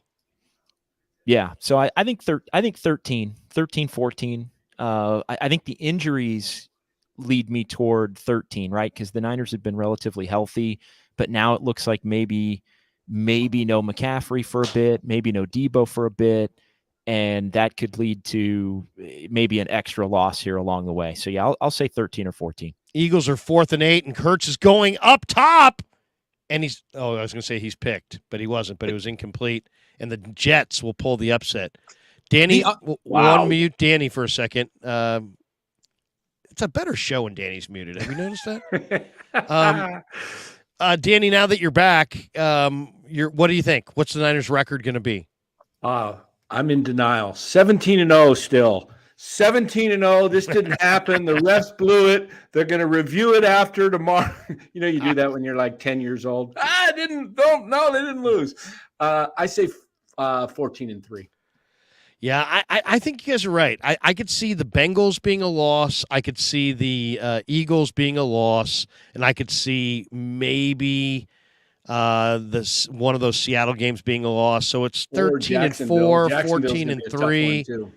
I may even lean with Rye. I may go 13-4, just because I could see, the attrition. You lose some key players. It's a long year. Last one is before we call it quits here, and we're 2 hours and 48 minutes in. The Jets are going to beat the Eagles, so there are no more winless teams. Both of the undefeated teams go down to defeat. The Niners lose in Cleveland. The Eagles lose in Philly. Does the Eagles' loss in Philly take the sting out of the Niners' loss in Cleveland? Yes, absolutely, 1,000%. The Eagles not only did they lose this game, but next week they've got the Dolphins. So enjoy that. That sucks. I would hate to have to play the Dolphins next week. And also, Sauce Gardner was out. I'm pretty sure their top 2 corners were out, and Jalen Hurts threw all those picks and almost picks. So Jets D is tough. And Rodgers is maybe coming. I mean, what the hell? Rodgers is throwing on the sideline like a madman. He'll be back. He's coming back. With weapons. Yeah. Well, good win for Robert Saleh, by the way. Kev, JD, what do you guys think? Does the loss by the Eagles to the Jets change the vibe at all tomorrow about the Niners loss? I think it does for sure. Kev, I mean, I'll let you jump in. I think it absolutely does. 100%. I think this Eagles team looks it looks a lot different from last year. They don't look as dominant. They don't have Shane Steichen. Their offense isn't humming the same. I think that if they're the number one contender for the NFC, if it isn't the Lions, or the Lions, I think steamrolled the Bucs today. But if it's the Eagles, you feel a little bit better today when your team didn't look as good. So yeah. Hey, this is the part of the show where I throw some love on these guys. Every guy in my streams, I only stream with people that I truly love. So all these people in this room, I truly love. Let's start with Bay Area Baller. Everybody, if you're not already liked and subscribed at Bay Area Baller 18, let's give this guy some love. The guy hustles. He works at it. He's got a great perspective. We love having him on the post games. He's going to be part of our Warrior coverage, hopefully starting Tuesday night. With the opener, we're going to do we're not going to do every Warrior post game, but we'll do a few. And, Frank Red and Carl Foster and Rye and, JD and Danny, you guys are all invited, of course, every time we go live after Warrior basketball. I love all your guys' perspective on Warrior hoops, and I can't wait to hear a lot of your perspective on Warrior hoops, especially after watching the Warriors-Lakers Friday night. And did you guys see the TJD block at the end with like 17 seconds left? It was fucking awesome, and I can't wait to see what Golden State can do this year. But I just want to say to everybody, Bay Area Baller 18, go give him a like and subscribe over there. He does a great job. He's building his channel. He's a phenomenal talent. Baller, we'll let you go, brother. Final word on your way out the door. Hey, appreciate it. Glad to be here. Love talking ball with you guys. Fellas in the chat, tomorrow night, Monday nights, I talk to my boys, me and 3 other guys straight out of the Bay is our show. 8 p.m. We're going to be breaking down this Niner game in further detail. I'll go back and watch this game back and see if I notice anything that I missed. But, hey, fellas, thanks for having me on. We'll talk soon. Go Niners. Go Dubs. There you go. Baller. By the way, tomorrow at 4 o'clock, Ned Coletti and Brian Sabian on the Krueg show together. That is going to be an epic stream. Danny, everybody go subscribe over to Danny's channel, NorCal Sports Network. Danny's building that thing up. He's not just a Giants channel. He's going to do Niners stuff later tonight. He's going to be doing Warrior stuff. He's going to be doing a lot of Bay Area sports throughout the year. So everybody give NorCal Sports Network a follow and a like and a subscribe over there. Danny, your final thought. Yeah. Hey, it was, tough loss. Thanks, Danny. No, I'm just yeah, love it. No, it's a tough loss, but as always, getting muted. But hey, if you want more of what you just had, I'm going to have Larry on tonight at 8:30. I don't know for how long he can stay, but at 8:30, we're going to do an NFL 90 seconds. wrap-up. It'll be 90 seconds. Yeah, 90 seconds. We're going to do an NFL wrap-up, a little bit more on the Niners. We'll touch on the American League Championship Series game tonight between the Astros and the Rangers. I'm betting Rangers. Baker. I'm going Rangers too. But everybody in the chat, come on over at 8:30 and join Larry and I and my guys Los and Bora. The 4 of us will be going at it, and with Larry, Eric's our baseball guy and our current events. He does current events. He's your war correspondent. He's our war correspondent. Yeah. Over so hey, most importantly, NorCal Sports Network. Give Danny a like and a follow over there. He does great stuff. Danny, we'll talk to you later tonight. All right. Thanks, guys. See you. There you go. Rye Smith, bottom corner here at West Coast Smitty. Rye's got a great YouTube channel that's starting up as well. Rye, it's at West Coast Smitty, right? That's at West Coast Smitty on Twitter, but it's West Coast Bias on YouTube. Absolutely. And I'm going to be doing a 6:30 show where we're just going to go over and dick around every game from the slate today. So, all right. Love you, brother. Have a good one, man. Good to talk to you. There you go. JD, you're on 95.7 The Game. Safe travels back from Cleveland. We'll see you in the locker room, I'm sure, on Tuesday or on Wednesday and Thursday. But when are you going to appear next on the radio? When can we check you out? Yeah, Steiny and Guru tomorrow, I think in the 1 o'clock hour Pacific time, right before I head back. So I'm going to be staying over, doing some stuff, digital stuff, and then I'll be on with those guys tomorrow at 1. And then, looking forward to it. I'll see you this week. Yeah, you're the best, dude. Safe travels back from Cleveland, man, and we'll catch you Wednesday. Appreciate it. By the way, thanks, Kev. Warriors open Tuesday night, right? A week from Tuesday. A week from Tuesday. Yeah. Against Phoenix, Tuesday. Right? Week from Tuesday. Against so Phoenix. A week from Tuesday, maybe we'll be able to get you back on the show. But yeah, we'll talk to you next week, JD. Have a great weekend, and once again, safe travels back from Cleveland. Thanks, JD. Kev, you don't have your own YouTube channel. Subscribe to the Krueg Show. Subscribe to the Krueg Show. Wait, can I make an announcement? If for all the do. people that have made it this far into the live stream, we'll do a little pre-announcement. We're doing a jersey giveaway. A jersey giveaway sponsored by Mojo Fantasy. All you have to do to enter is click the link in the description, download the Mojo Fantasy app, make your first deposit using promo code Krueg, and you're automatically entered into the contest. We're giving away 2 jerseys. I think we're going Purdy, and Brock Purdy, and Bosa, and Nick Bosa, and they will be. They will, don't worry about like, I don't know if it's going to fit me. We're gonna whatever size you are, that's what jersey you're gonna get. Yeah. So and if you would want, you're tiny, player, you're getting a small jersey. If you're a monster, you're getting a big jersey. We will not. You don't. It's not like you're getting a jersey that's some random size. You're gonna get your jersey, either a Bosa or a Purdy. Go to mojo.com. Click the link in the description. Use promo code Krueg. Type in promo code Krueg, and you're automatically entered. And we will be giving away the jersey on Thanksgiving after Niners Seattle on our post game stream, which we're going to be doing from my wife's father's house, our parents' house. Yeah. So how about that? It may we're be going to be on the road. We're going to be a road stream. There might be some good value here because I don't think it's like a raffle ticket, and there might be only a few entries. So you have a pretty good chance. You have a pretty good chance of getting a jersey if you just enter in. Yeah. So once again, there's a link in the description for mojo.com, Mojo Fantasy, right?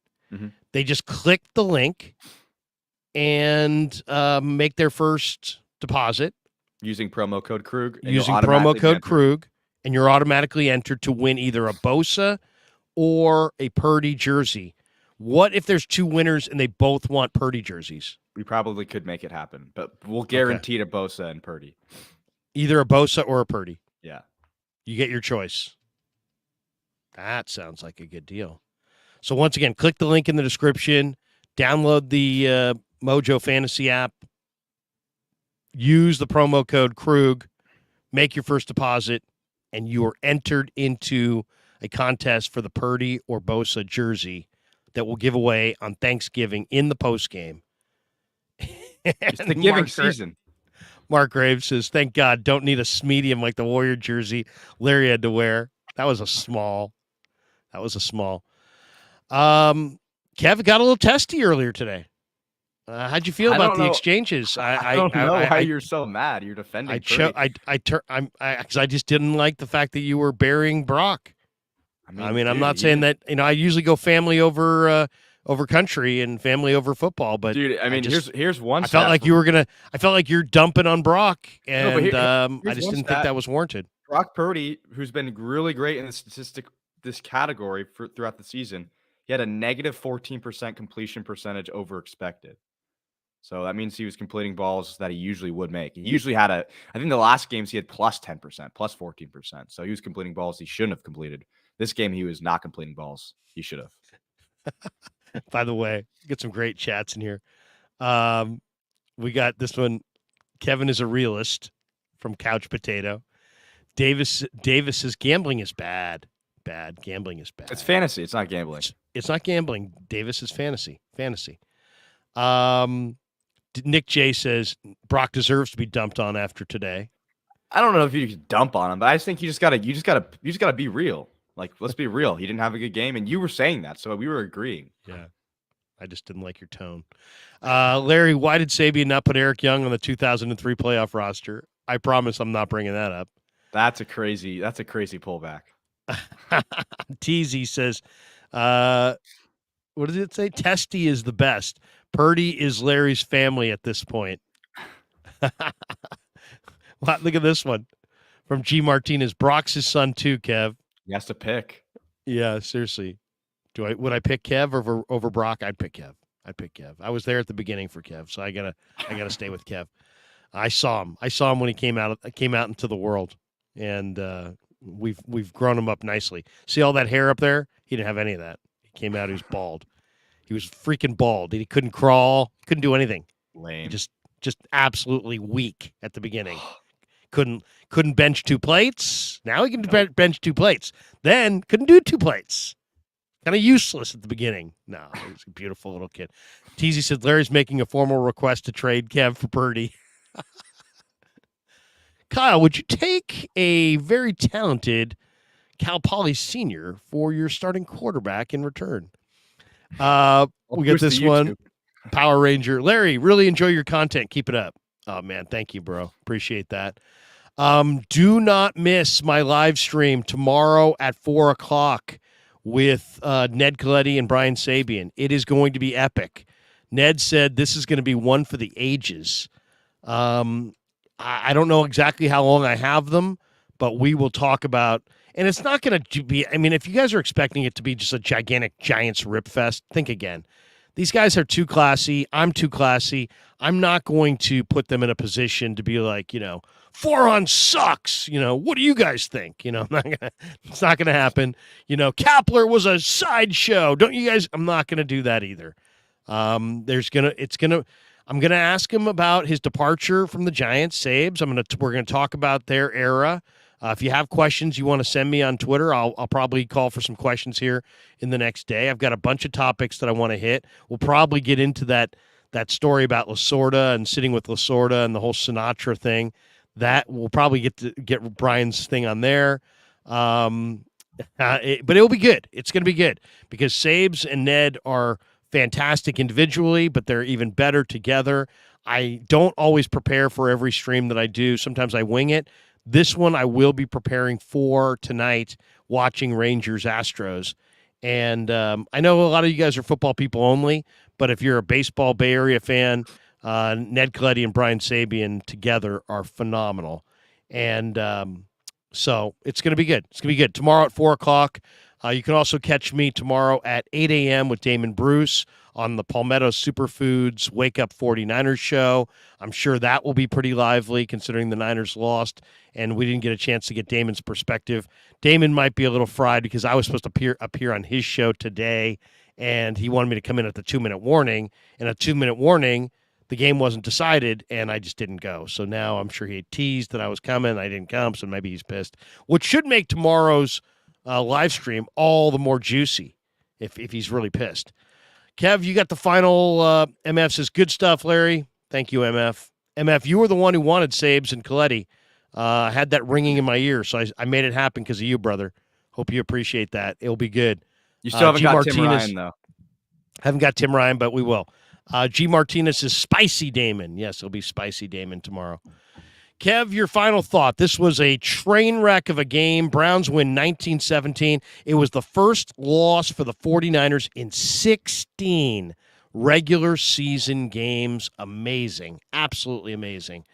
Your final thought on it. I mean, no team's perfect. I mean, I think everyone in this 49ers fan base, no matter how high you are on Purdy, and maybe except for a couple people, were predicting that the 49ers were going to lose a game this season. So they lost a game. I think it just gives you more content to talk about, more things to, you could see some weaknesses. I mean, every team has weaknesses, and this is a week where you could see some. So you learn a little bit more about your team. You learn a little bit more about your quarterback. So I think there's some silver linings with this game. Couple supers on the way out. Keith Murphy, the unbeaten, says, down goes Philly. Oh, I love it. I love it. Antonio Seabrook, Eagles lost 2. Yes. Gamer Life says, Browns exposed the Niners. Sadly, yes. Sadly, yes. And Mr. Solo Dolo says, Purdy threw 1 pick, Herz threw 3. I'm sure the media will call Purdy trash, but not say shit about Herz. Damn near, though. Probably, yeah. I mean, that's a valid complaint. because they will probably shit on Purdy and kind of make excuses for Jalen Hurts. I think some people might be like, Hurts is not good, but probably not. Probably not. Thanks to our sponsors. Thanks to all you guys, by the way, in the chat.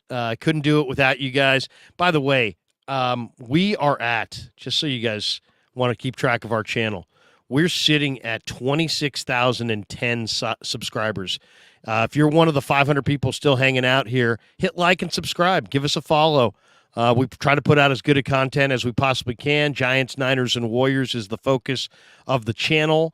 We've had 1.6 million views of our material this month. My other son, Christopher, told me this morning that we have approached 10 million total views on our channel since we started the channel. Jeez.